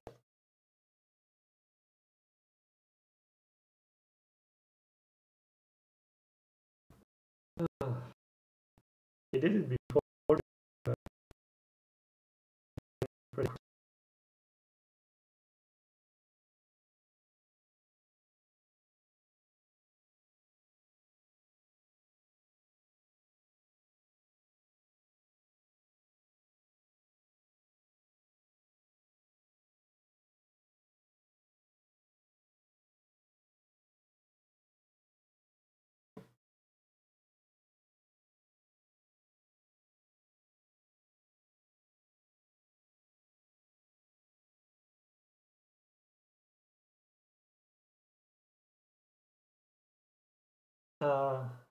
Right. We need to give stream a second to get stable again. I think my CPU is okay now. Like I loaded here. To answer your question, William, I was running 5.1 nightly, and I just updated the nightly to a newer one, more recent. So I've been running 5.1 for quite a long time. But it is true, like I think 5, even nightlies, was a lot more stable. Something happened there that 5.1 got a bit. Yeah, of course, it didn't save any of that. True that.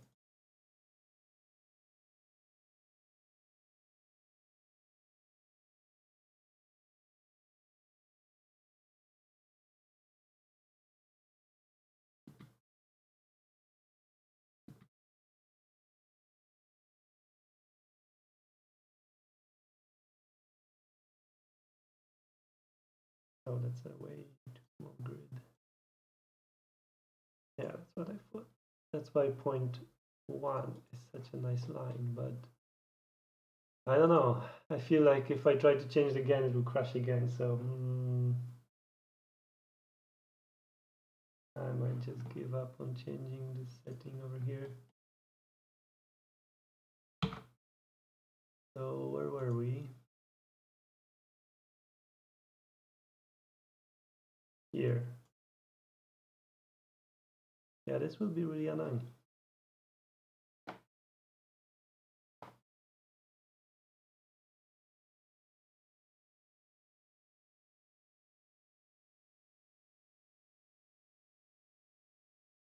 Like I'm trying to find a straight line to start on, and it's not looking so good. I guess I could start on this. If this one is actually not provided a length, or there it is, 2.3 times 3.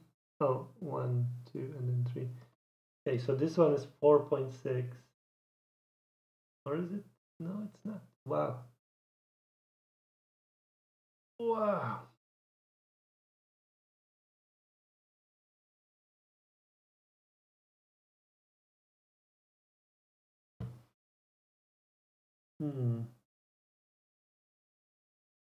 It's a complicated one. Kinda like, what can we do?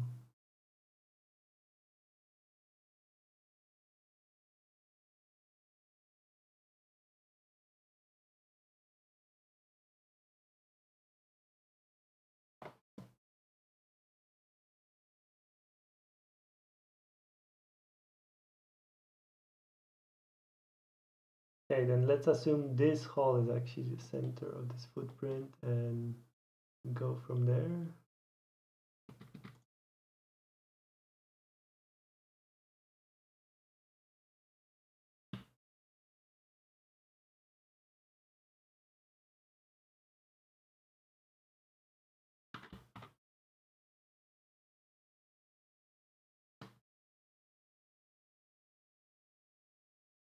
Okay, that's not right.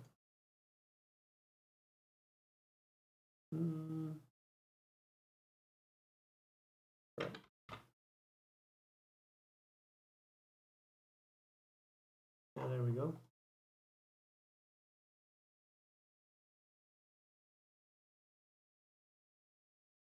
there is a hole. Then this one.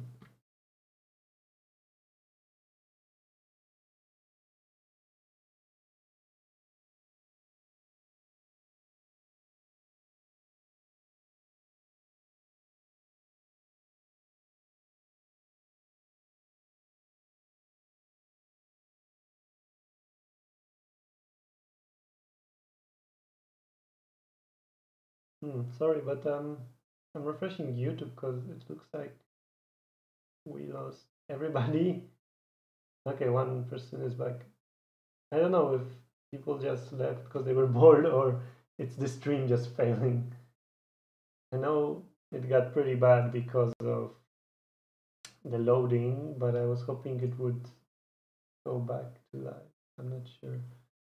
Let's just go. But yeah, the center line is specified, but then like this part, this length is not really specified anywhere. Like if you really look at it, because this specifies the length from the center to the beginning of this pad, but not really this. And that's crazy. Unless we assume that we could just take this, that it's 6, but that's here, so that's 6.7, I guess, here. But either way, we have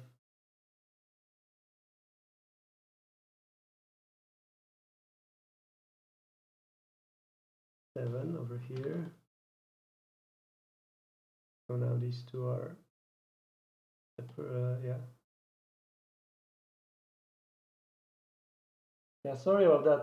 YouTube is complaining that my video output is really low, but I'm not sure what I can do really about it. I think it should be better now. I wonder if it's because, but I mean, this is using the same render engine as PCB new, so it shouldn't really matter. Although this is kind of slow for me, I'm not sure. Yeah.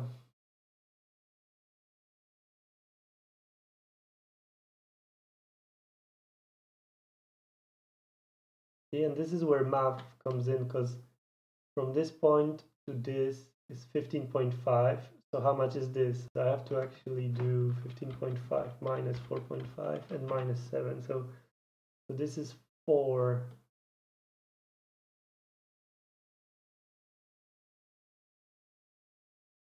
So I actually should be at 11 right here. And then if we assume it's 6.7, then we go to 335.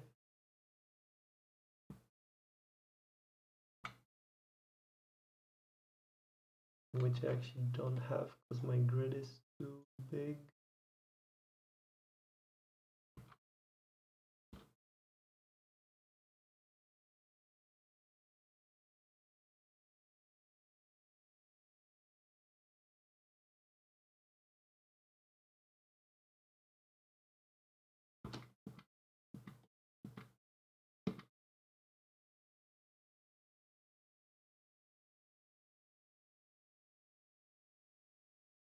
Right. So that would be this.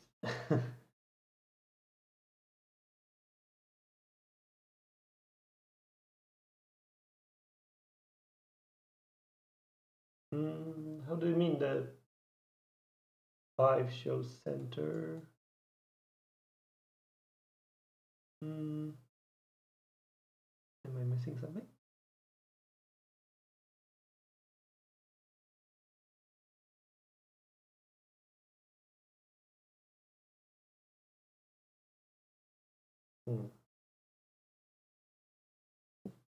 See, so there's no way for me to know exactly like this corner, how big is it, because like there's no way to really know what is. Maybe it doesn't matter. I should just have this whole line over here, and I guess that's what I have to do. I would like it to be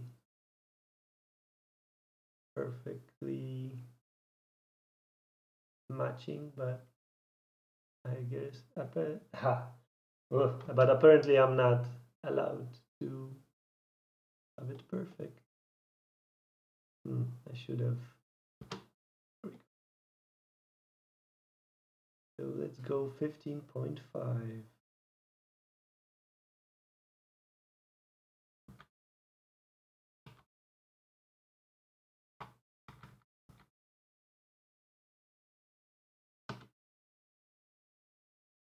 On that side, and it's so annoying.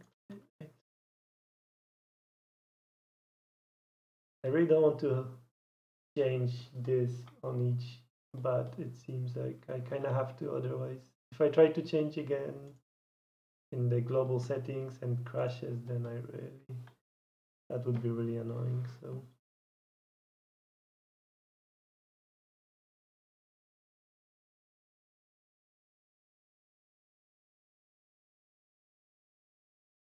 then we get here.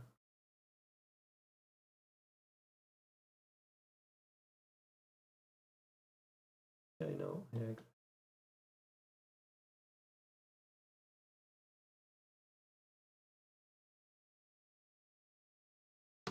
How long is this? Do we actually see somewhere how long that part is? We do not. But I guess I can deduct that. Reduce that?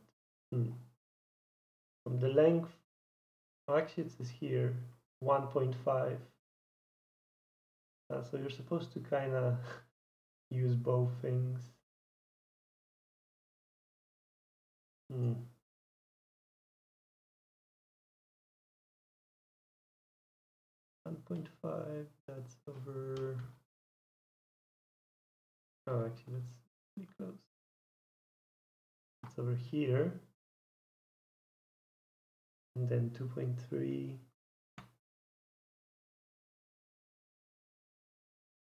Over here.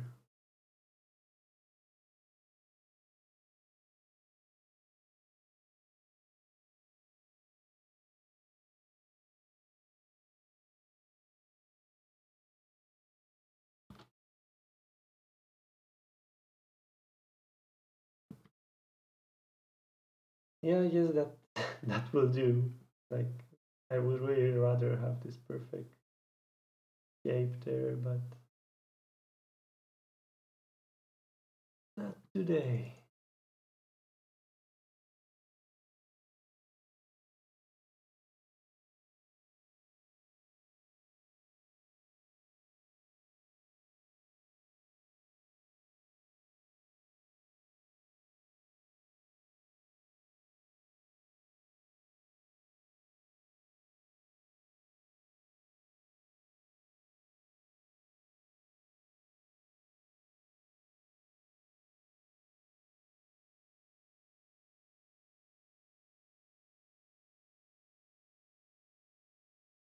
But yeah, speaking of Eagle, I used Eagle for quite a long time for my PCBs, and then someone recommended KiCad to me, and I really never looked back. Like, even sometimes when I have to open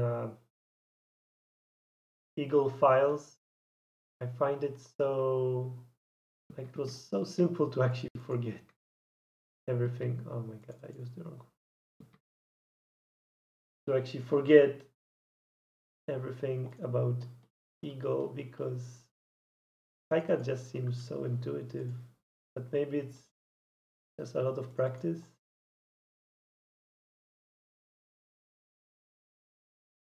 Like, I really like all the shortcuts in KiCad. It makes it possible to do a lot really fast. You don't get that in Eagle, at least not when I used it. I was not able to get it as nice and fast. My workflow was quite slow.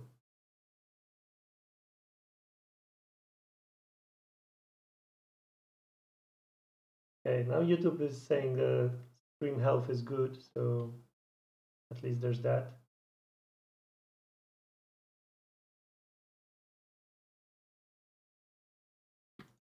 Okay, so let's go for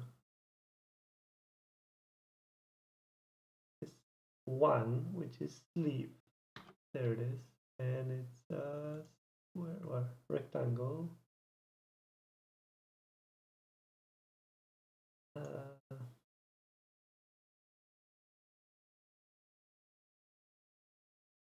2.2 by 2.3. Not correct. So, like 2.2 times 2, so this both, and then 2.3 times 3, 1, 2, and 3, yeah. I guess so.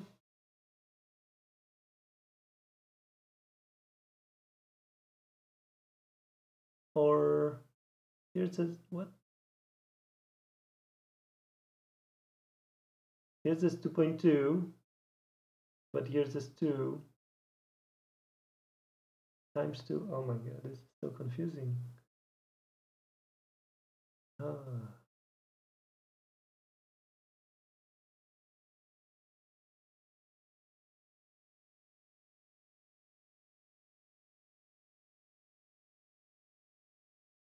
Luckily, to be honest, this is not like the, well, in theory, it is the most important part of that board because that's where the audio jack actually connects. But I can always kind of hack it around. Like if these are not perfectly in place, I can just do some wires or something like that. So it won't be so bad.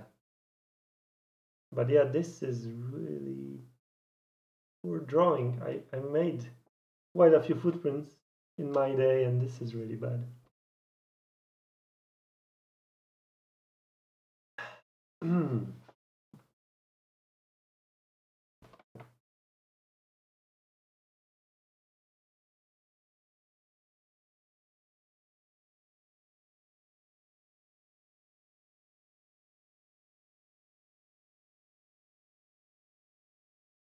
now I'm trying to actually see. It says 2.5 from this part, which is okay.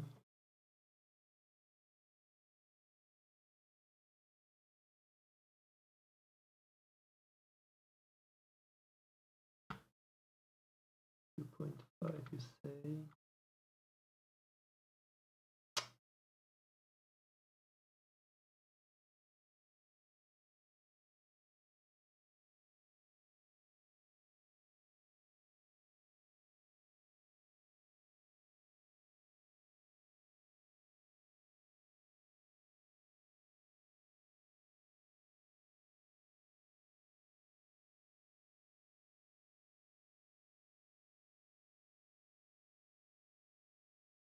And this is 2.3, but this is 2, so we should this 2.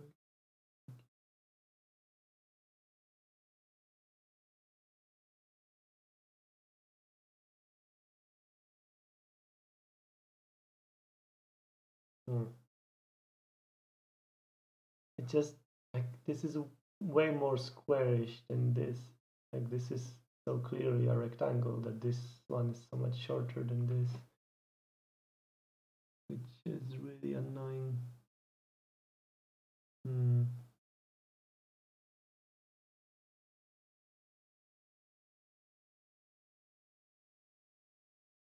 Wow, who would have thought this is painful?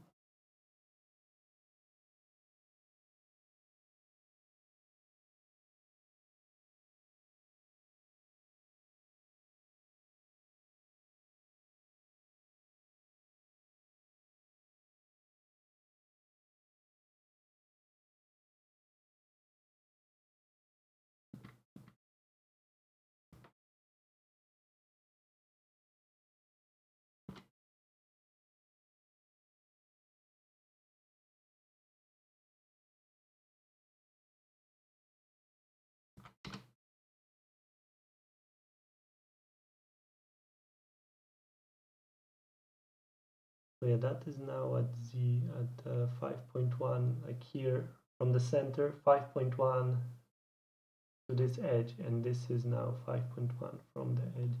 At least this, I guess, would work. And then was it 0.6 or is it?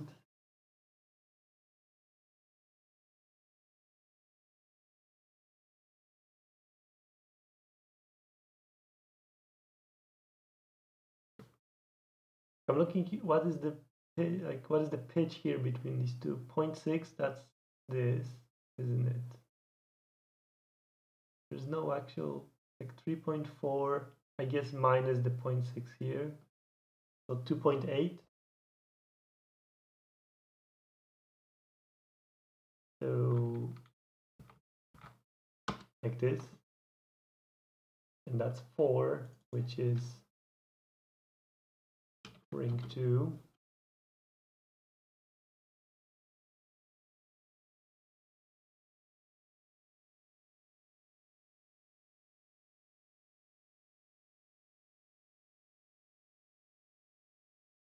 That's 2, which is the tip. So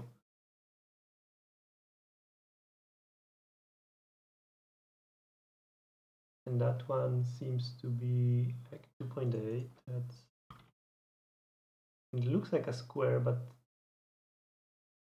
seems to be the exact same height as all the others. So how can it possibly be? It looks so squarish here.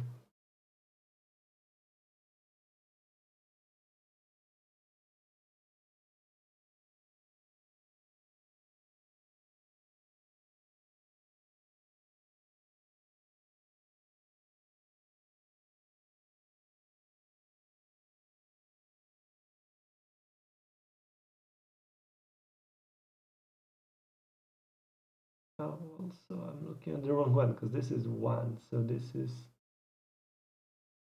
yeah, this is actually wrong. Sorry. So this should be 0.6 from here.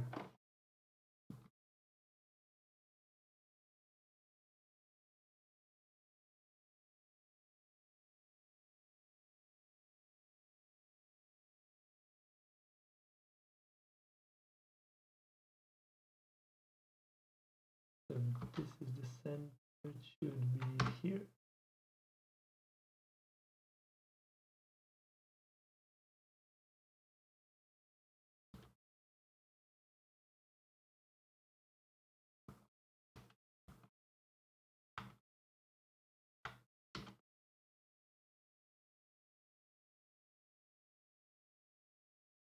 Then this one claims from here 12.8, which puts it here.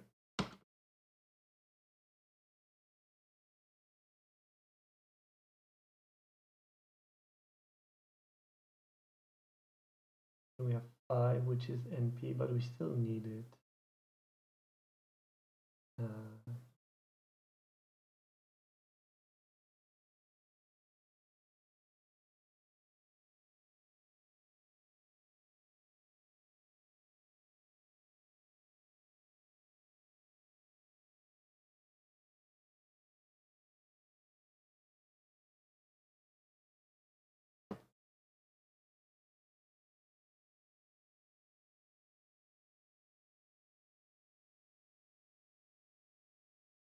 Number 5. Nothing over here, and the size is 2.6 by who knows. Seriously.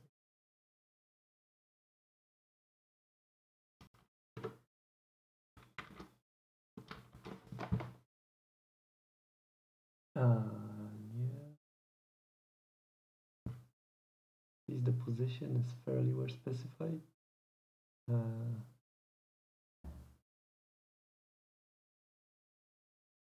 Nope, that pad definitely doesn't have a size specified.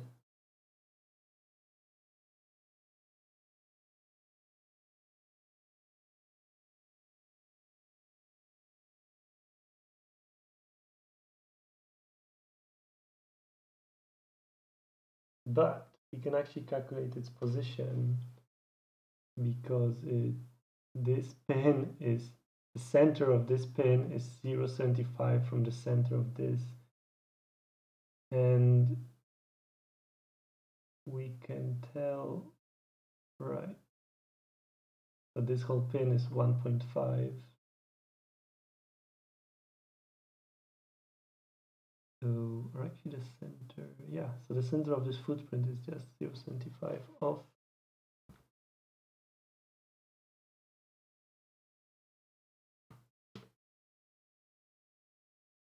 There we go.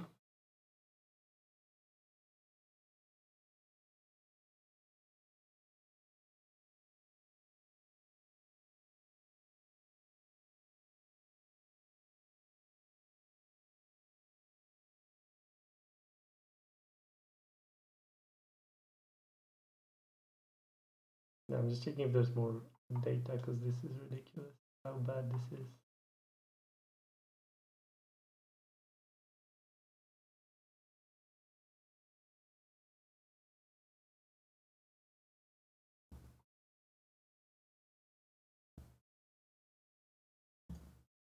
So number 3 is ring 1, so that's important.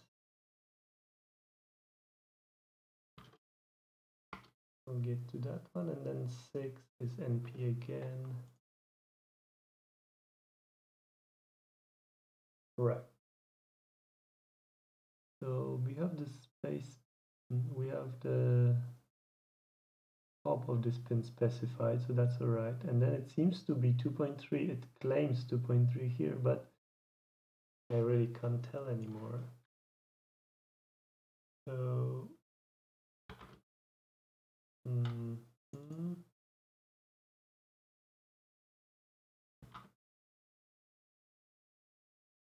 but the width is a mystery, although it does seem like 2.2, just like this one.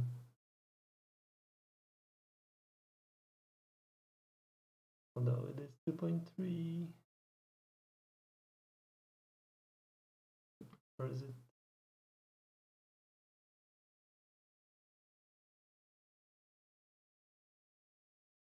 Or is it that this one is 2 and then this one is 2.3, and that means this and this is the 2 times 2, and then 2.2 is these two.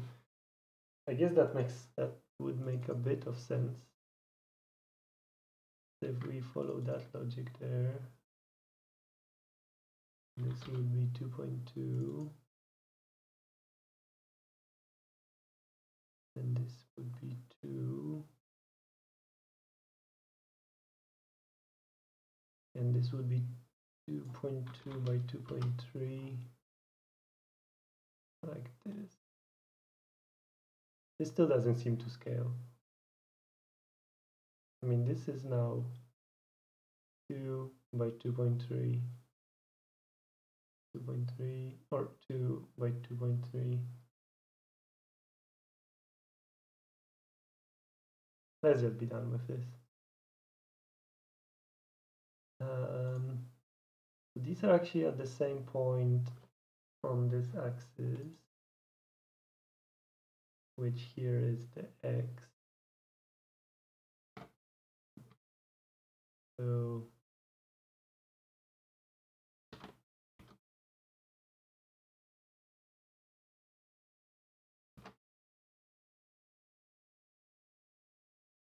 and then this one we know is, okay, this one we know is 2.5 from this line, and that one's 5.3. So 2.5 is, wow, pretty far. It's here. And this 5.3 is here. And this should conclude this footprint. This, oh my gosh, so crappy footprint.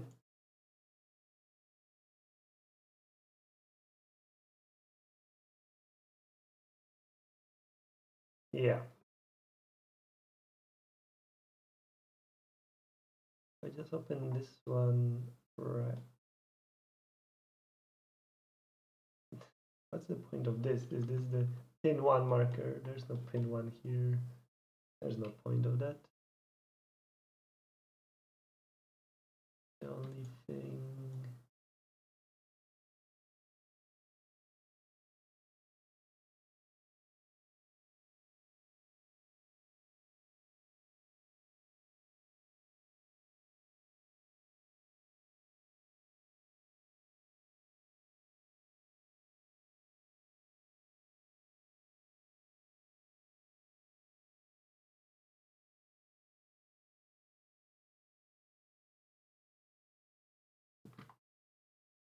Okay.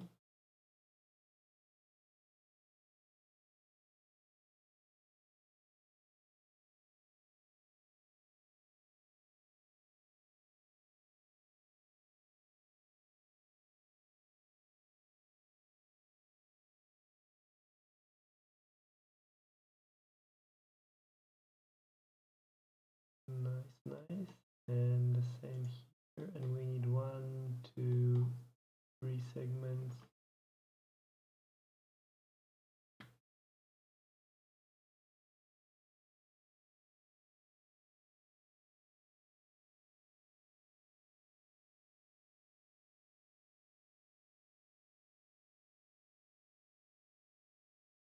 How did that happen?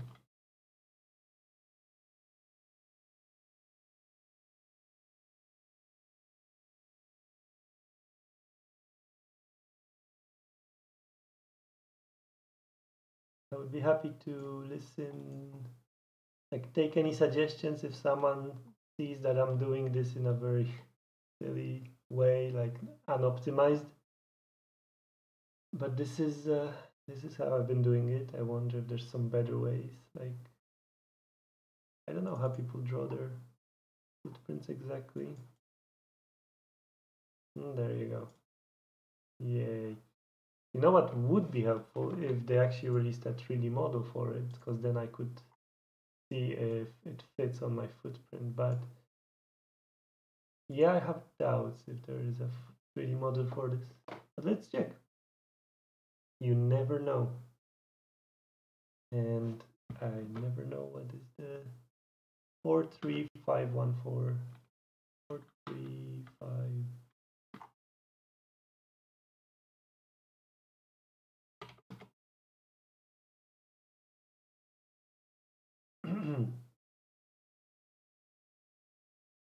Four three five one.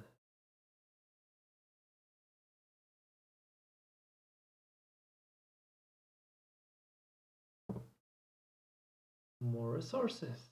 Is there a 3D model? Oh my gosh, there is. Very nice, actually. I wonder what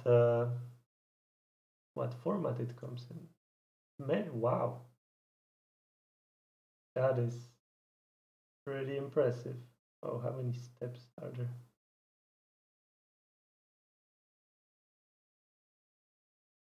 That's not the one. 3514. 3514. Okay, oh no, that one, right. Oh, so this one physically doesn't have those pins, actually. I wouldn't need those pads there.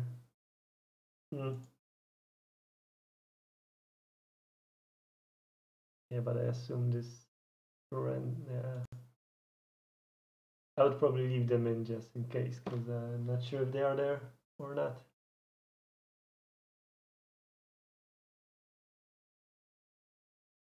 Noise. So let's actually try this out. Wow. I'm surprised.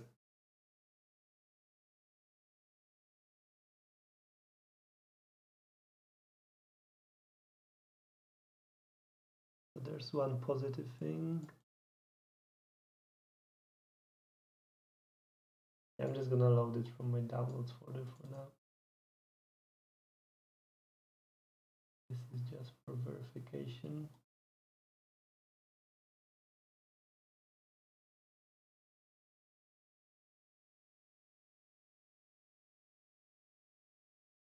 Oh, this renderer is not very good. as in like this render speed, this model is fairly okay. Let's see.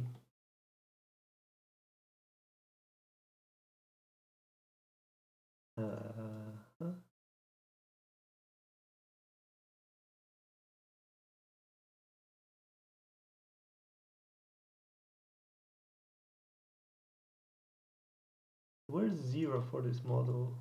Because right, the 0 is here. Okay, so for this model, the 0 is, oh my gosh, we're oof. At this point where like this neck ends. That is yes, something else.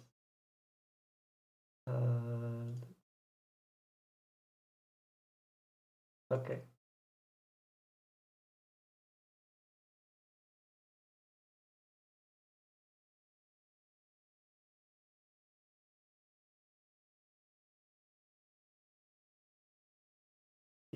Five, 6. Yeah, okay. This looks fairly okay if you trust the model, and I kind of trust the model. Like this is not perfectly centered, but it's fine. All things considered, this is actually okay.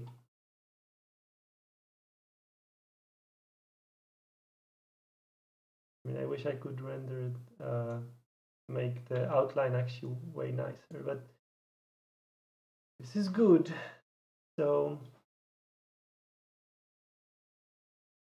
we copy this 3D model into the project directory.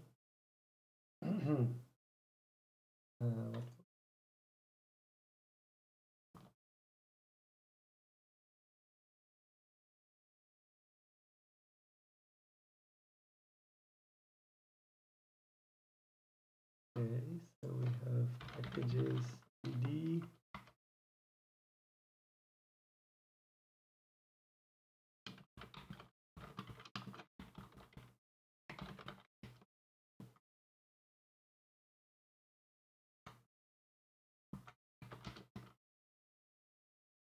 I think that's what the older extension was called.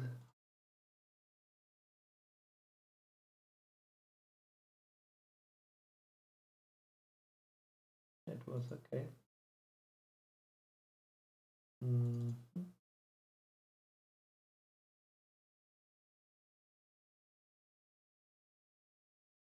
So now we can, or actually this better.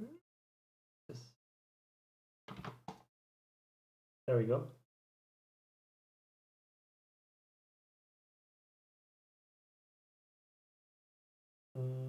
Yeah, that works.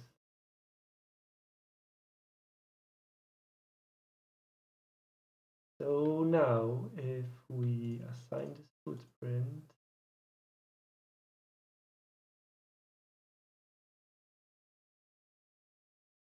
oh no, I forgot to move that. That's all right.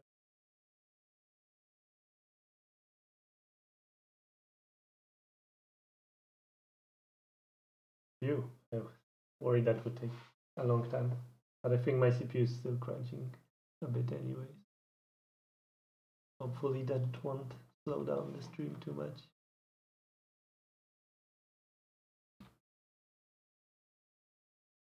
Yeah, so there you go. So if I change the grid, okay, there. So now I think we have all the footprints assigned. I'm not sure if this one, I think it got a 3D model from the standard footprint. Go.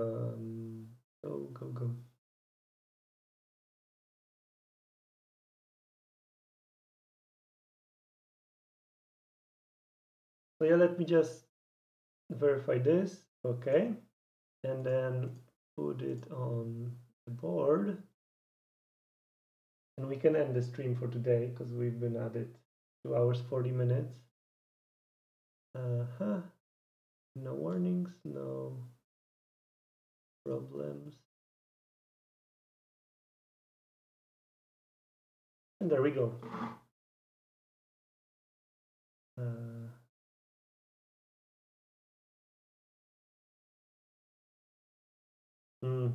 I knew it.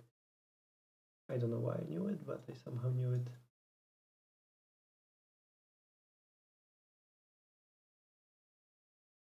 Okay. I might actually, I think I will actually change it to 0603 just because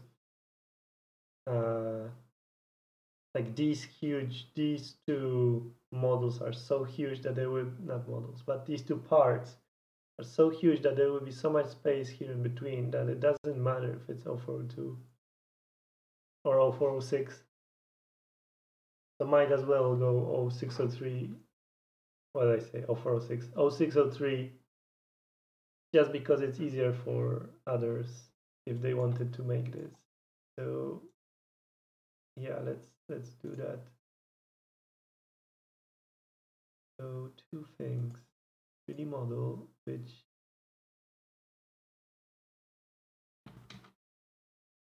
nope. It's really strange because you would think that since KiCad actually released now 5 and 5.1, they would actually be done with changing all the 3D models, but apparently not. And I think they deprecated the VRL, I think it's wings, I don't remember. They deprecated a format, so it actually is not supported anymore here. So it doesn't render, but they still keep the references in the libraries. So it's a bit silly to actually have it like that.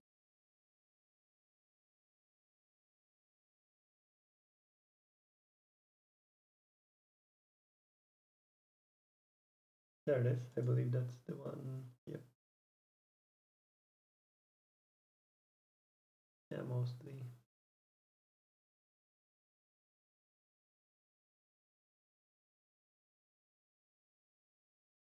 Go. So one last thing.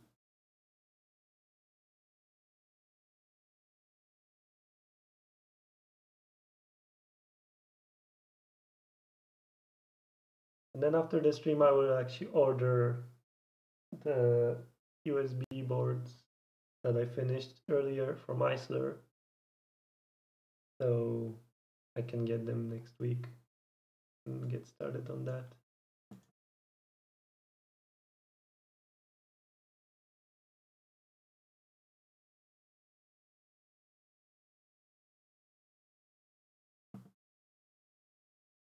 And there's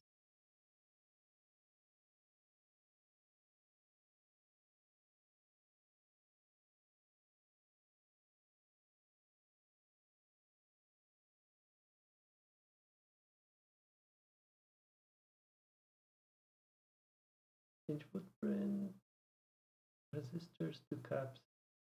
I mean, yeah.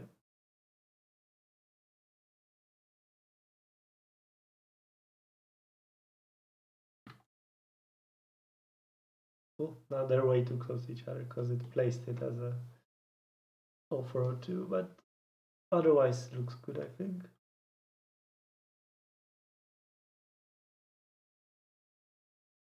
Okay.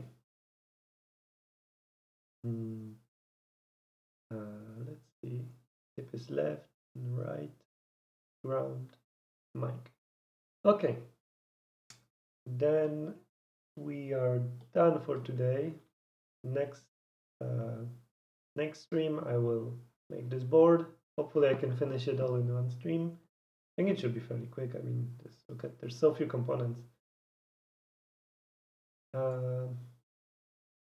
Yeah, and after that, there are two more boards that I want to make. Let's see, what was it?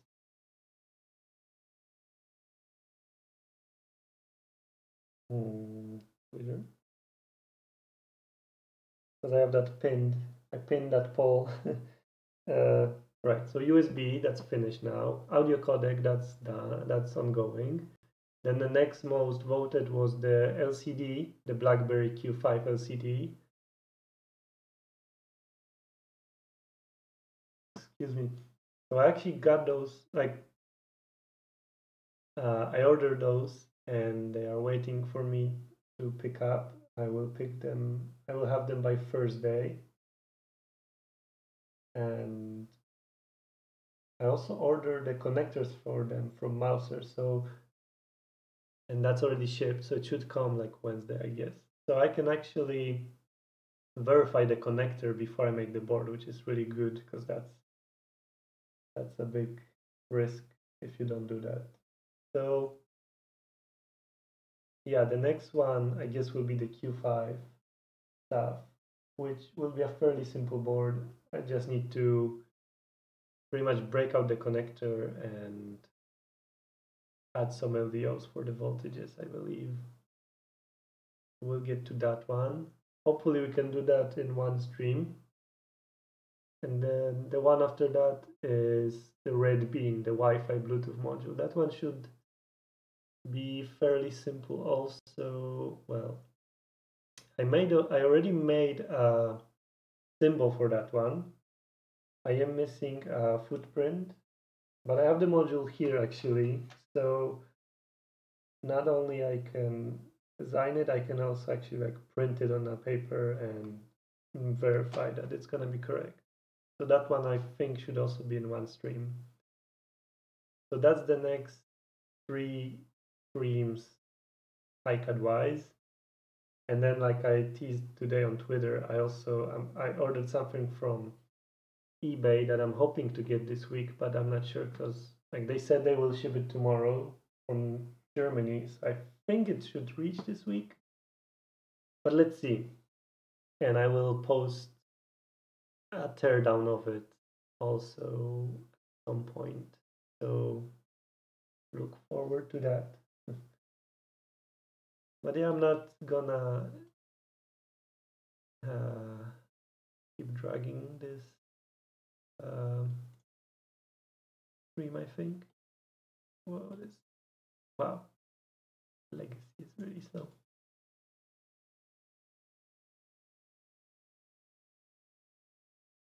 Facebook, but there was to be a nice option somewhere here where you could actually rearrange everything. I don't quite remember. Oh well.